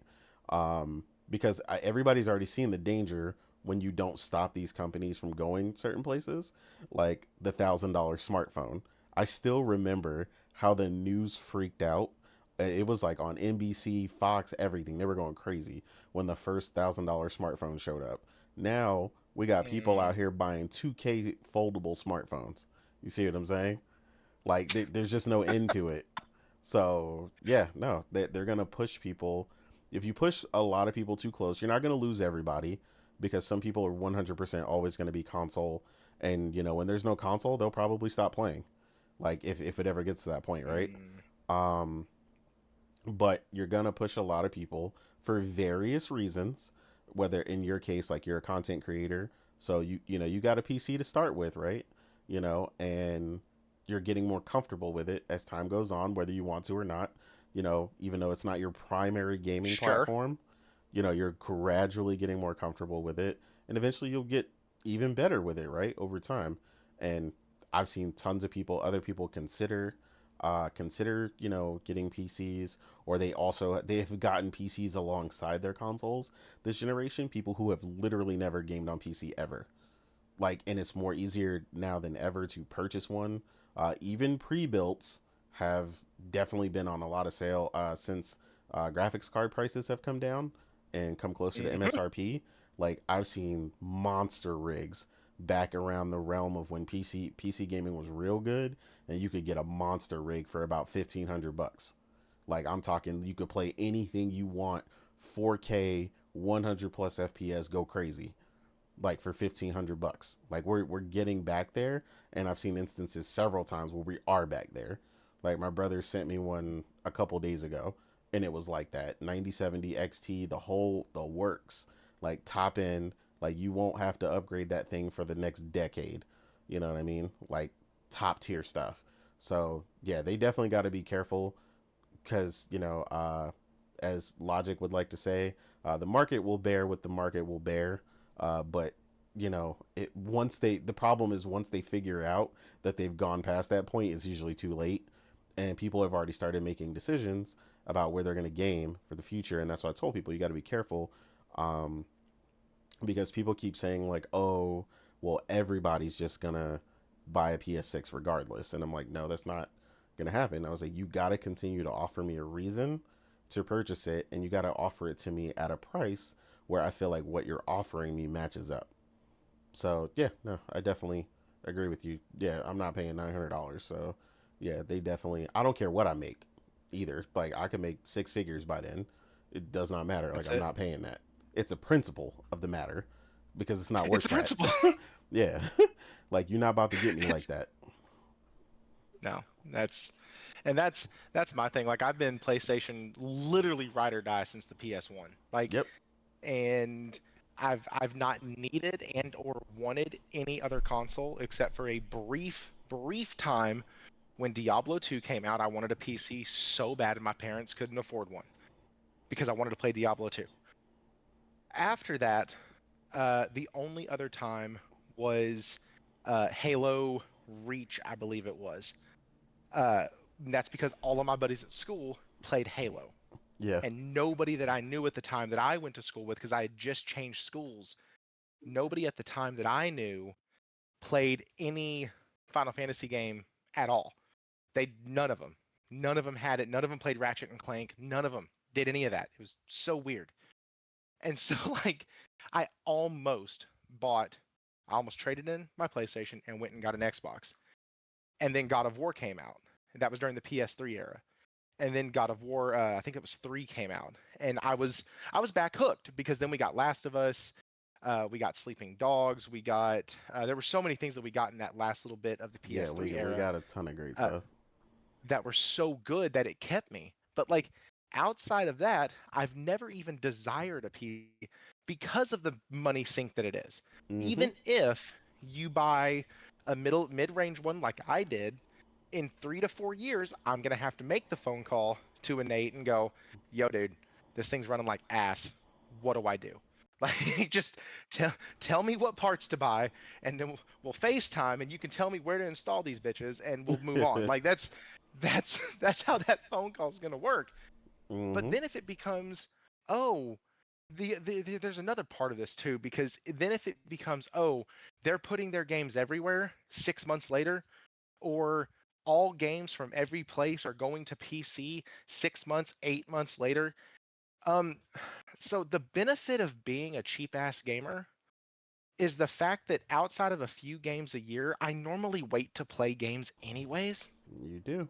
And so, like, waiting, yeah, it's gonna suck if I have to wait on, like, I'm not like Ghost 3 or, well, by then it'd be Ghost 3, like Ghost 3 or Horizon 5 or whatever we're on by then, like, because I like those franchises. But at the same time, I have a backlog. Exactly. And so it's not going to be the end of the world if I have to wait. Now, all this is speculation, and I'm not running out and saying I'm selling my PS5 we're tomorrow. not we're not there yet. Because I'm not stupid.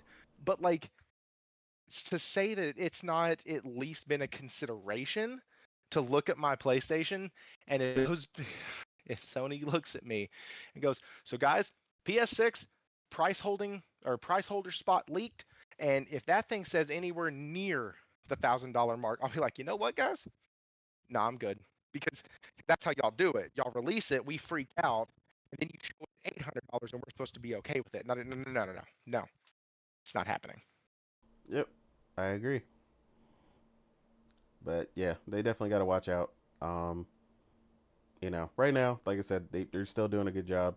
Like I said, the $50 price increase, I don't think is anything crazy. I think it's well within reason of market conditions, and I think everything's looking solid. But yeah, I mean, like you said, we're in the last couple years, so they got to start moving accordingly for the PS6, and definitely want to be careful how they execute this strategy going forward. Um, Omar, anything to add before we get out of here? Mm, Nope. I mean, not gonna lie. Oh yeah, I forgot. I remember what the topic is. Yeah, no. Hmm. I said it. PlayStation, even with that price increase, PlayStation is still the better value. Like it's not. This is not console war. This is not anything. This is literally being factual about it. And for the people that thought the €300, 350, I'm like, that's what happens when you listen to influencers, man. And the thing is, these people gonna, uh, these influencers are gonna deep throat this new console just because they're gonna get a new one. What you call it? Well, yeah, At release. they're not paying nothing, so Yeah, yeah, they don't care. precisely. This is why you gonna hear them gush about it. If they need to pay 100, 900 euro, you bet your dollars they're not gonna talk. Like imagine paying 900 euro and you can't even play what you call it Xbox game like natively. You need to play it via stream. Like Yeah, what we are doing. With that being said, it it yeah for the for the price hike for PlayStation, they said that 3 months. They only had 3 months, so 3 months is over, and it's still 50. It's still $50, and it cost in the. I might have lost. Did I But lose it entirely? No, we're all still here. Okay, no, we are no, here. yeah, no. You were acting strange, Yeah, my internet dropped for a second, or it was looking like it wanted to. So, um, Oh, yeah, dude. You and your internet. Yeah. It's funny. I mean it's a connection with the server right now. So, I mean, I'm about to end it anyway. Yeah. Because we got a good discussion, and then the last topic we had we could save. It's not going nowhere. Uh, Oh yeah, the Square Enix Sega thing. Yeah. Let's yeah, move it to next week, and we can invite Fleet as well again if you have time because that's a genuine conversation to have between the RPG fans. yeah, absolutely. Yeah, if he's around, definitely, I'm sure he would love to get in on that because it definitely has a lot to do with yeah. JRPGs. So So somebody in my chat this last week said we need to do a Final Fantasy X spoiler cast, and Oh, can I I don't join? know. That's what I was gonna say. Like, hit me up, like, because we might make that happen. Can I join? Yeah, If hit me up. there Like, is, we'll set up a chat for it and everything. But yeah, he was like, man, oh, we should do a Final Fantasy X spoiler cast. So okay, I'm so game. You have no idea how much game I am. Final Fantasy X is my favorite film, Final Fantasy of all time. So yeah. Yeah, yep. do us a favor and wear Omar out, you know, so that, he doesn't have all that energy when he comes over here. Like, like a toddler when you take him to the playground, just let him run around a little bit. Do that for Omar, let him just rant so that he'll just be, he'll come down a couple levels when he comes on the show. I mean, here's the deal. You don't understand the level of smiles that I have when I talk about that game. Every Oh, single facet of that game you, between what's weird too is it doesn't have, I'm sorry, it doesn't have the best of anything. It doesn't have the best love story is Final Fantasy VIII. The best villain is Final Fantasy VI. The best protagonist is probably interesting. Final You didn't say like Seven with Sephiroth. So you no, went with Kefka's Kefka? better. I don't hate Sephiroth. I understand that Sephiroth had a lot of crap done to him and he snapped. Like that Kefka is just evil. He's He just is down. evil, He is dead evil. He literally poisoned the just for water so that fun. an entire village would die of it. Like, yeah, he is down Like evil. it I was feel just for you. fun. Like he was maniacal. Then and Yeah, he is. even with never mind. Anyways, I'll shut up. Thank y'all Yeah, so much no. for having me Me on. and I had a you, blast. we need to sit down. Clearly, we have some Final Fantasy games to talk. Yeah, Yeah. trust me, he'll talk about 10 for the next 47 years if you let him. So, yeah, he'll definitely be a part of that. I muted my mic, okay? I know who I am. I muted. Yeah, we'll get crazy, but yeah, we're going to get up out of here because it's 3 hours and 30 minutes. But yeah, it was. I mean, it was a special show because, like I said, there was a ton to talk about, a ton of great games. But yeah, thank you everybody who came through. The chat was lit. We talked about a bunch of stuff. We even got into the whole Souls-like discussion. It was really great. Solid, organic conversation with a bunch of great gamers. But yeah, we're gonna go ahead and slide up out of here and let Thrifty do his outro first and let the people know where they can find you, sir. Okay, y'all can find me over on Aggressively Average Gamer. That is my channel. Click on my name. I'm there. And yeah, that's really it. I have a Discord. I have a X that I use occasionally, usually to like or comment something that somebody else put out, because I stay off of most social media. I know that's weird because I have a YouTube channel, but anyways, but yeah, that's where you can find me. I've been doing more live streaming lately since I've been off work for a little bit, and yeah, have another one coming up tonight for part 2 of Trails in the Sky FC demo. So I'm gonna go play that. Absolutely. Where can the people find you, sir? Yeah, in my bed in a few minutes, but you can find me on Twitter as the Weep Sheriff at Infinite Rhizome. Same for Blue Sky, and yeah, great show. Was a great week for gaming. Lots to talk about, and obviously lots that we didn't get to. So yeah, I think the only thing left to say is Otter Nation. Otter Nation. Otter Nation. Morgan, where can the people find you, ma'am? Shoot, I'm about to be like weed in my bed in a minute. Conversation has wreaked havoc on my immune system, but it was still fun nonetheless. I always love talking about games with other gamers. So yeah, I had a great discussion, and this week especially with all these game shows, I always get excited because we always get to see something, at least walk away with one game that we're excited to see more information about. So that's always a good thing. Absolutely. But yeah, um, see you guys next week. Otter Nation. Otter Nation. Otter Nation. And Omar, where can the Thank people y'all find so you? much again. Yeah, no problem, So, Thrifty. yeah? No, go ahead. You're good. Oh, I thought Triply was talking. So, shout out to everyone that came through. Shout out to Triply for joining us. Can't wait for the Final Fantasy 10 high train. Shout out to what you call it, chat. Great conversation. And yeah, you can find me in Carbon Good Job on Twitter and Vitamin G podcast every Monday, 8 p.m. Eastern Standard Time. Also, we're close to 90 subscribers on here. So yeah, shout out to the crew. And see Absolutely. you next week. And I am your host, Innate, or also known as The Real Innate on Twitter and Blue Sky. Again, like I said, thank you for everybody who came through. As of right now, you can find me in line probably at Starbucks getting a coffee for Priscilla because she woke up while we were doing the show. So I know it is definitely coffee time.